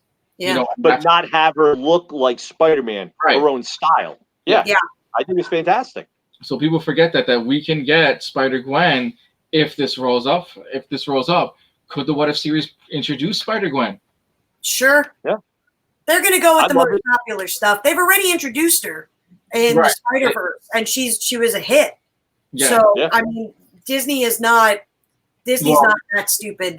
We forget in DC where they put cartoon and all that stuff together. Marvel's always kept the cartoons and the live actions completely separate of each other. Yeah, but the same people the same producers that looked over Spider-Verse, that's the film franchise, not the cartoons. But that film franchise was via Sony, had nothing to do with Marvel. Well, Disney is still involved. You're still looking at executive producers of Disney that's still involved. Go back. That's actually not. Sony got their Academy Award without the help of Disney or without the help of. Oh no, Marvel. I'm thinking of the live action one. I'm sorry. My bad. Yeah. The animated stuff has nothing to do with Disney at all. It's Sony strictly. The Spider-Verse was probably the best Spider-Man movie that they've done. Yeah. I agree. That was absolutely fantastic. I love watching it. I watch it all the time. I know. I've watched it like a million times. I love the feel of it and the music and the visual. It's awesome. It very much deserved every award and accolade it got. Oh yeah. Well, as an artist, you could see all the effort. Oh yeah, and every it doesn't boggle my mind, but I love how they animated it. They hand animated it, but in a digital format. Yeah, which is awesome. Every still was a masterpiece unto itself. And you could tell the one scene where all the spider people were inside his hideout, and all the different animations that were right there in that one screen, and you're just like, damn, that's impressive that you got 6 different styles in one scene. Yeah. Absolutely impressive. They did a phenomenal job with that. I like the whole Iron Man thing. We had all his suits, all all the different and including the video game suits. Yeah. Yeah. It was very. They had the black. What was the one from the 90s? They had the one like it was one of the annual ones was in there. Yeah, when the annual one. When Marvel was doing those giant-sized yearly annual comics, and they did a really ugly one. It was like light blue or some shit. That was in there. They had a few. If someone, I don't remember exactly how many suits there were, but there was a lot of suits where you're like, there comes the history. And all of a sudden there is, you know, like the movie series, the black suits. I kind of wish they put in the Fantastic Four suit just for fun. With the brown bag. What do you think about the Venom 2 coming out? Since we're talking about Spider-Man. I'm intrigued with that because I think Woody is going to do a great job as Carnage. Like, I like that. I just want to know the storyline. I need to know more about it. We have nothing on it. I think we're still on hold. The same way how everything's on hold, I think we're still on hold till we know exactly more. I mean, we're going to be a year and a half behind on all films. Yeah. Getting Ghostbusters right now is kind of killing everyone. We're so looking forward to that. Ghostbusters Afterlife, which I was looking forward to. I think Mike was looking forward to. I don't know about you, Sammy, but a lot of us wanted to see the aftermath of what Egon has left in the little town. You know, what did he do? Why was he there? Oh, but, that's right. Now, you obviously saw the trailer. Yes. Tell me that trailer did not feel like season 4 trailer for Stranger Things in a way. It did. It looked. It also reminded me of. Oh my God! I'm trying to remember another movie. Not Critters. Kevin Bacon's always in the desert. Tremors. It reminded me of Tremors a bit. Yep. It because that started of like, oh, what's underground? What is this? Why is there a cave there? Why people disappearing? Was very Tremors, and that being a desert. But we also seen where this can go a lot further because small town. What's going on? There's an Ecto one there. Oh my God! I still want to see what the pop-up chair is going to look like. Yep. I want to know how they're going to introduce all the characters. How you introducing Bill Murray? How you introducing Dan Aykroyd? How you introducing them into this? I love that you put Paul Rudd in it. I'm down. I'm all for it right there on the spot. I like Paul Rudd is fantastic. But you know what this also reminds me of? You remember the Extreme Ghostbusters? Yeah. Do you remember when Egon was the professor and he gets 4 new students to become Ghostbusters? Mm-hmm. This has that feel where Paul Rudd is the Ghostbusters fan, and he, because of Egon's grandkids, he stumbles upon all the stuff as well too. So because one brings the trap in, it's kind of like, well, this is how you learn to be a Ghostbuster now. Yeah. And I think he might take over the role of Egon in a way with the other one. So I agree. Like they're gonna need that Egon type character in there, to help, because the others, he was the guiding force of the team. Right. He was the one, he kind of culled the crazy into one direction, and I could see Paul Rudd stepping in because I guess he's the only other names that's in there aside from Sigourney Weaver in the original cast. Right. We know Rick Moranis came back? No, Rick Moranis is still not part of the movie. Okay. No, that was just the thing where Rick Moranis did an interview, and he hasn't done an interview about anything. Oh yeah, I know, like that, but I just didn't know. The last thing I read was him like, well, maybe is basically what he said. I'm like, okay. There was a script going on that the original script for Ghostbusters 2 had Peter going, hey, put him in a suit. Let's put him in. Yeah. Instead of his character being the 5th guy just at random, right? He was actually going to be the 5th member fighting. He was in it in the cartoon. I think they wear the suit in the cartoon. Yeah. Yeah, he wore the suit in the cartoon. Yeah. Show you how nerd we are. Yeah, I mean, the nerd. I am hardcore showing my nerd more than anything. The cartoons were great because the cartoons continued from the movie. Yeah, they did. Yeah. Yeah. Well, it's funny because I don't talk about any of this stuff on my page. And my fans don't know I know any of this stuff. They're like, "What do you think about this?" I'm like, "Yeah, that's all right." Like, Yeah, if you went and bought the Blu-ray of Ghostbusters 1 and 2, they played the first episode of season 1 and season 2, where season 1 ends after Ghostbusters 1, and season 2 or 3, whatever, ends after Ghostbusters 2. Yeah. Well, they had direct hand in the cartoon. No, they didn't. They didn't have a hand in it because we forget Winston Zedmore character. No, writing it, like Aykroyd and them had a direct hand in the original comic or in the original cartoon. Aykroyd just handed it. He was just executive producer. He never wrote a single thing for it. He just had a name.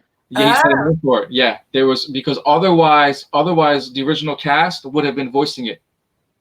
Well, that's a funny thing is what's his face? The guy that does Winston Zedmore. Yeah. He actually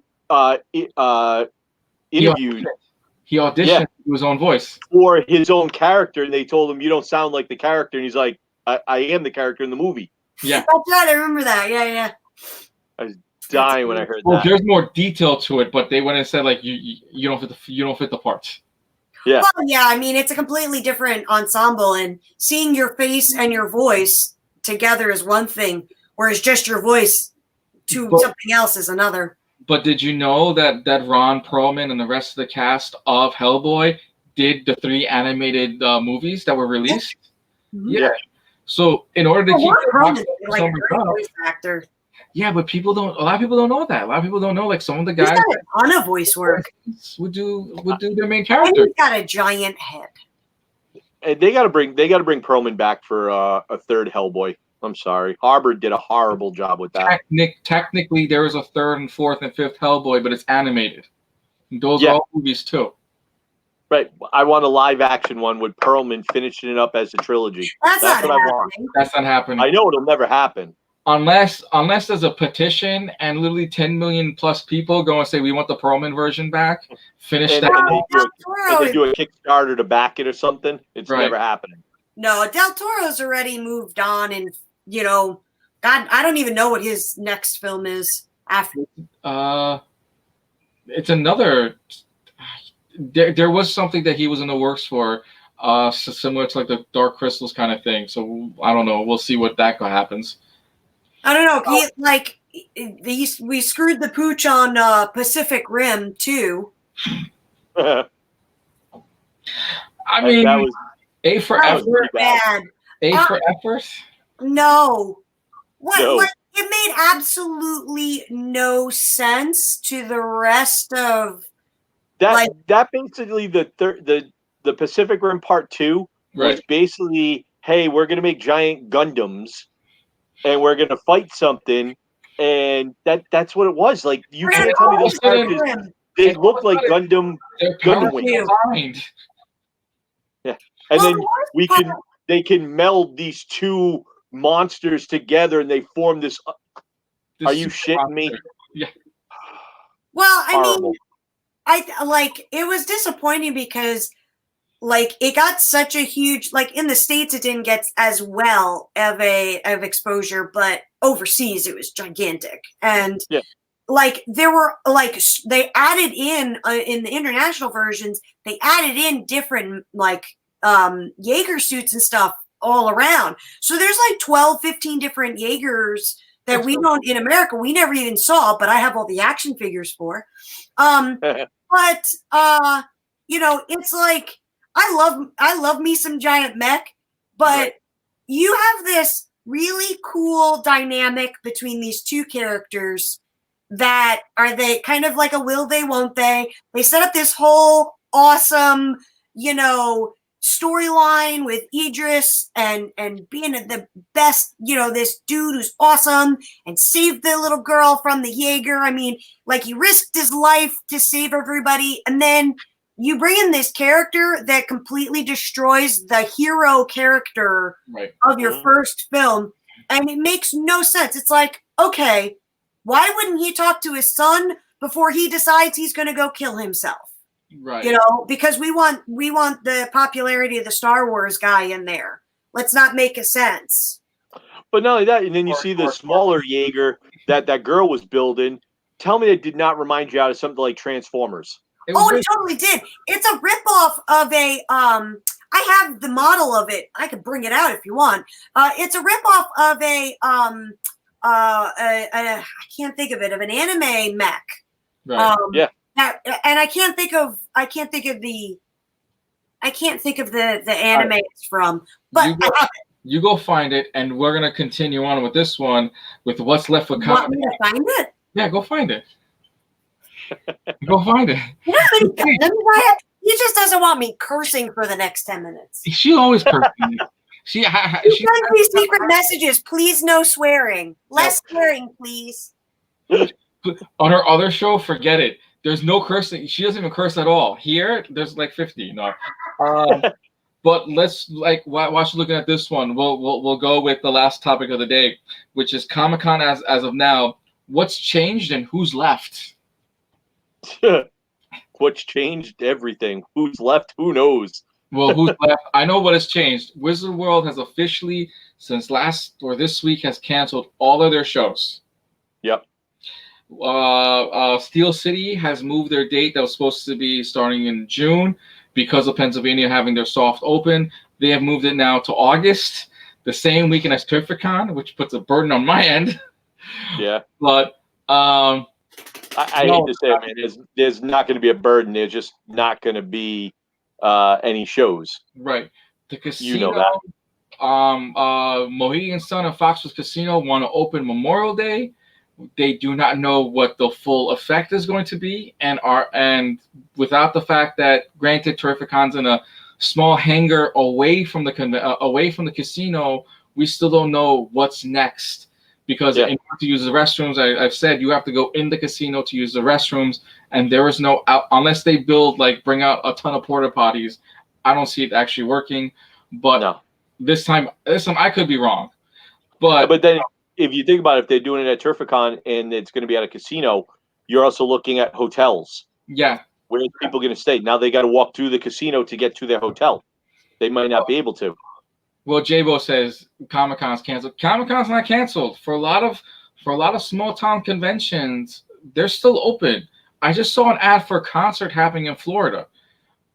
Some of these places plan on having a Comic-Con still, so we don't know they're who's planning first.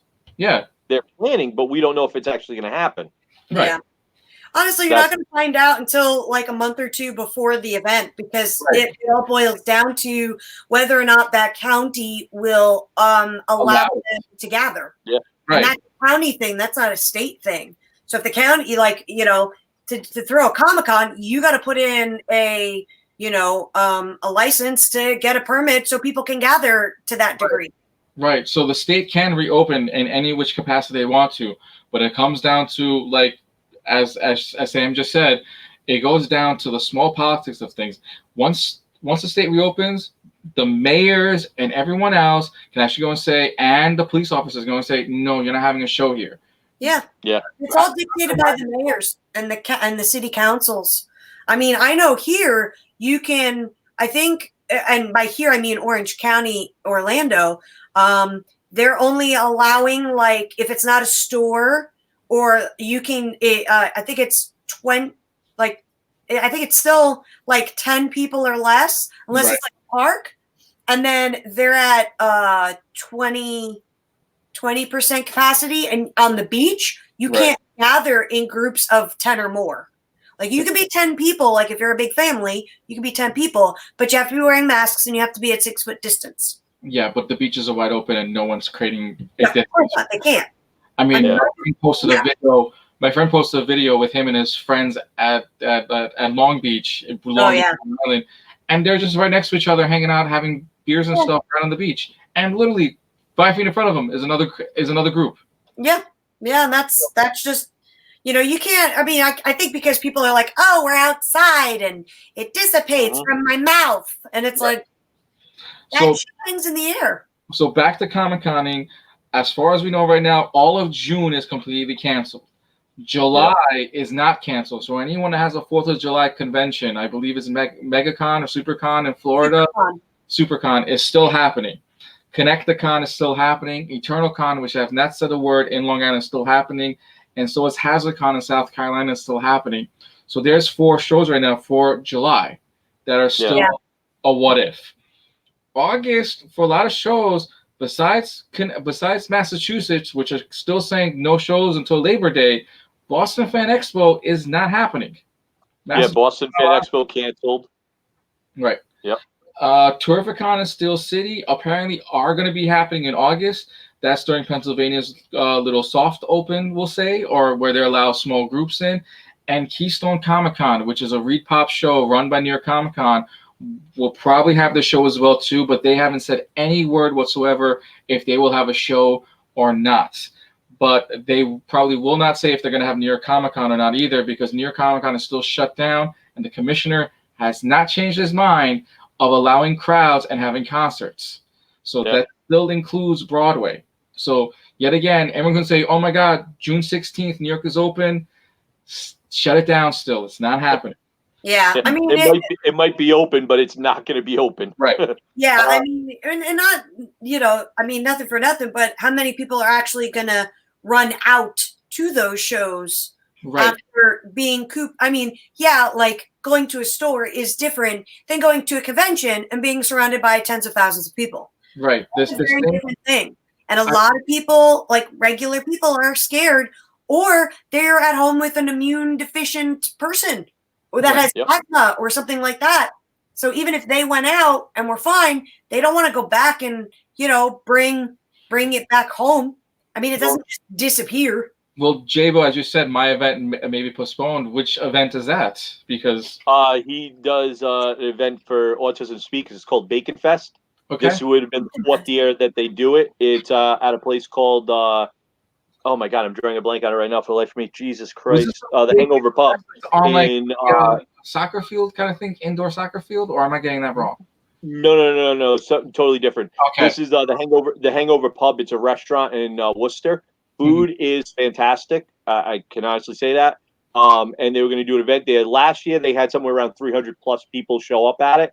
They have some artists. They have a couple of vendors, cosplayers, stuff like that. It's to raise money for autism. But they were going to do it this year. But this one, it's probably going to get postponed due to everything that's going on. I'm sorry to hear that, man. I really hope drop us the information. Michael will probably share the information. I'd love to share the information, so maybe at least we can get a couple of people to donate some money for the cost, even if it's not happening. Maybe we can help you do an online version of the an online auction. Yeah, do an online auction. I'll donate some art and you can sell it. Yeah. That way you get some money. We have I think they were going to have Jim Lawson from Teenage Mutant Ninja Turtles was going to be there. Mike Doherty, one of our local artists, was going to be there. They have some few artists that were going to be at the show to donate some artwork and different stuff to do. Yeah, I know Comic-Con. Yeah. Rhode Island, and last year we donated some raffle tickets to Rhode Island Comic-Con to give out tickets. And it was really good. I didn't get a chance to go to it because I ended up getting hospitalized. I had a flare up of. Why you got to go do that and be a killjoy? Right. I know, right? I was such a buzzkill for that kind of stuff. But I definitely was looking forward to it this year. But I was looking forward to being married too, but we know how that went. This game of Jumanji needs to end. Somebody just ended. All right. Well, I hear nowadays you can get online married, so maybe that works. Yeah. Not that the U.S. government would go, sure, come on in. We'll give you a green card.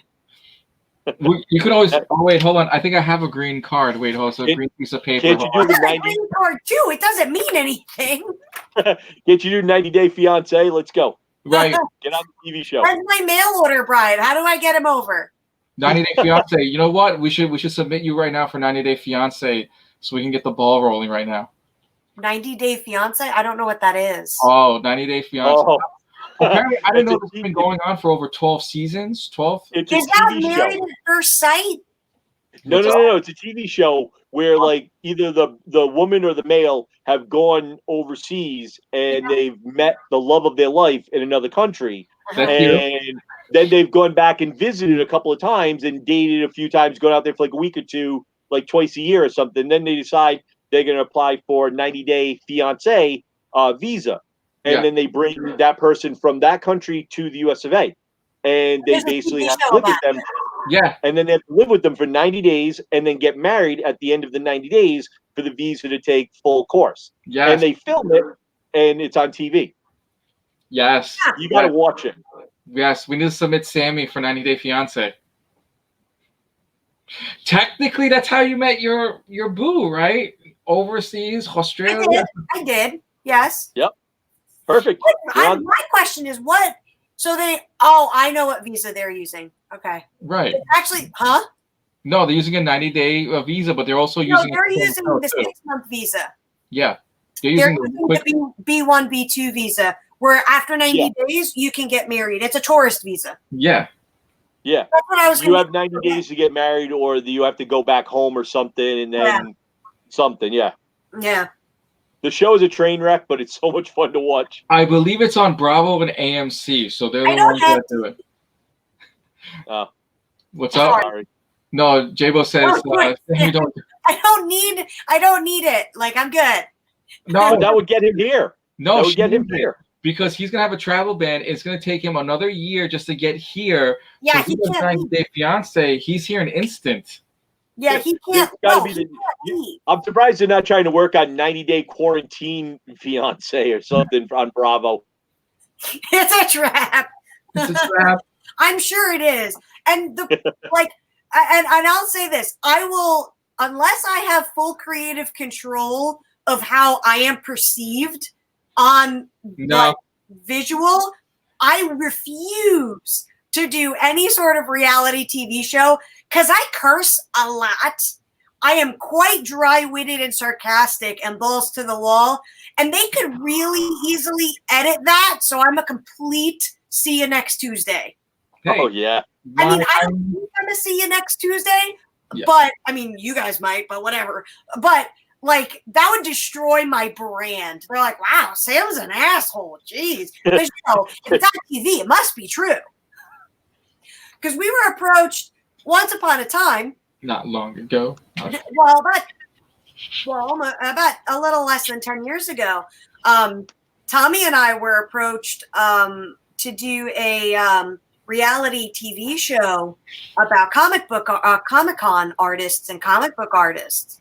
And they were pitching it to, like, I don't know, some like Bravo or something like that. And it was going to follow people around, like, at home, setting up, for a convention, traveling to the convention, setting up during the course, the whole shebang. And they asked us, Tommy and I, to do it. And I was like, you've met me and Tommy, you know how we were together. I mean, we faked fight just to make people feel awkward. Tommy convinced people that I was an alcoholic just to see their reactions to talking to me about my alcoholism, that it's non-existent, So, I mean, that kind of stuff we did all the time. But, like, I could only imagine the taking us out of context of ourselves and how much we would look like such a-holes. And we actually liked each other.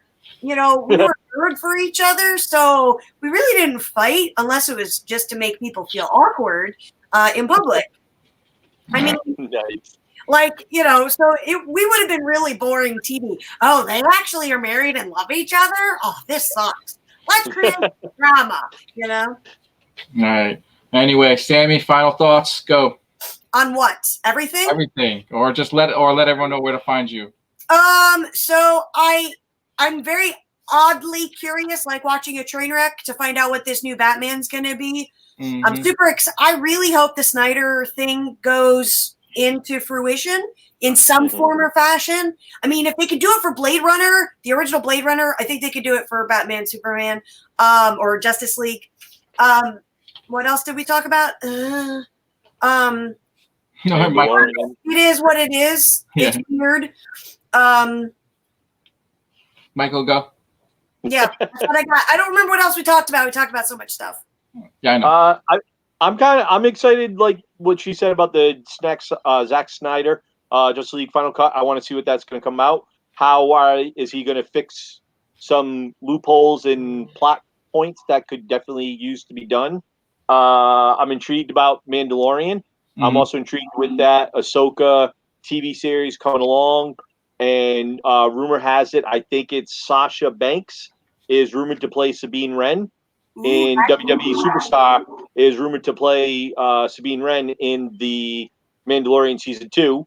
And there's rumors floating all over around who's going to be what and stuff in it. I'm liking that. I Jesus Christ, I'm trying to think what else we've talked about. I We know, talked right? about so much, Oh, you know. Spider-Man's. Ghostbusters. But I think that's it from me. You know, that's all. All right. I'd like to say too, Mandalorian on the ball. I'm actually more intrigued more with Spider-Man to see where they're going to end up with multiverse, how they're going to have the storyline fit. Also, we'll love to see how Disney Plus is going to react with all the delays they have with all their current shows. So we'll get to see where the Falcon, Captain America, Falcon with the Soldier series now on delay. You know, what is it, WandaVision, how that's been WandaVision. delayed as well too. And I would love to see Black Widow hopefully soon. Not hopefully in August, as they said it was going to be, but we will see what's going to happen next. Thank you all for being part of the show. Thank you everyone who watched us, and we will be back next week on Sunday, this same time, this same channel. Thank you all for watching. Live from your mom's basement. Yeah. Later, guys.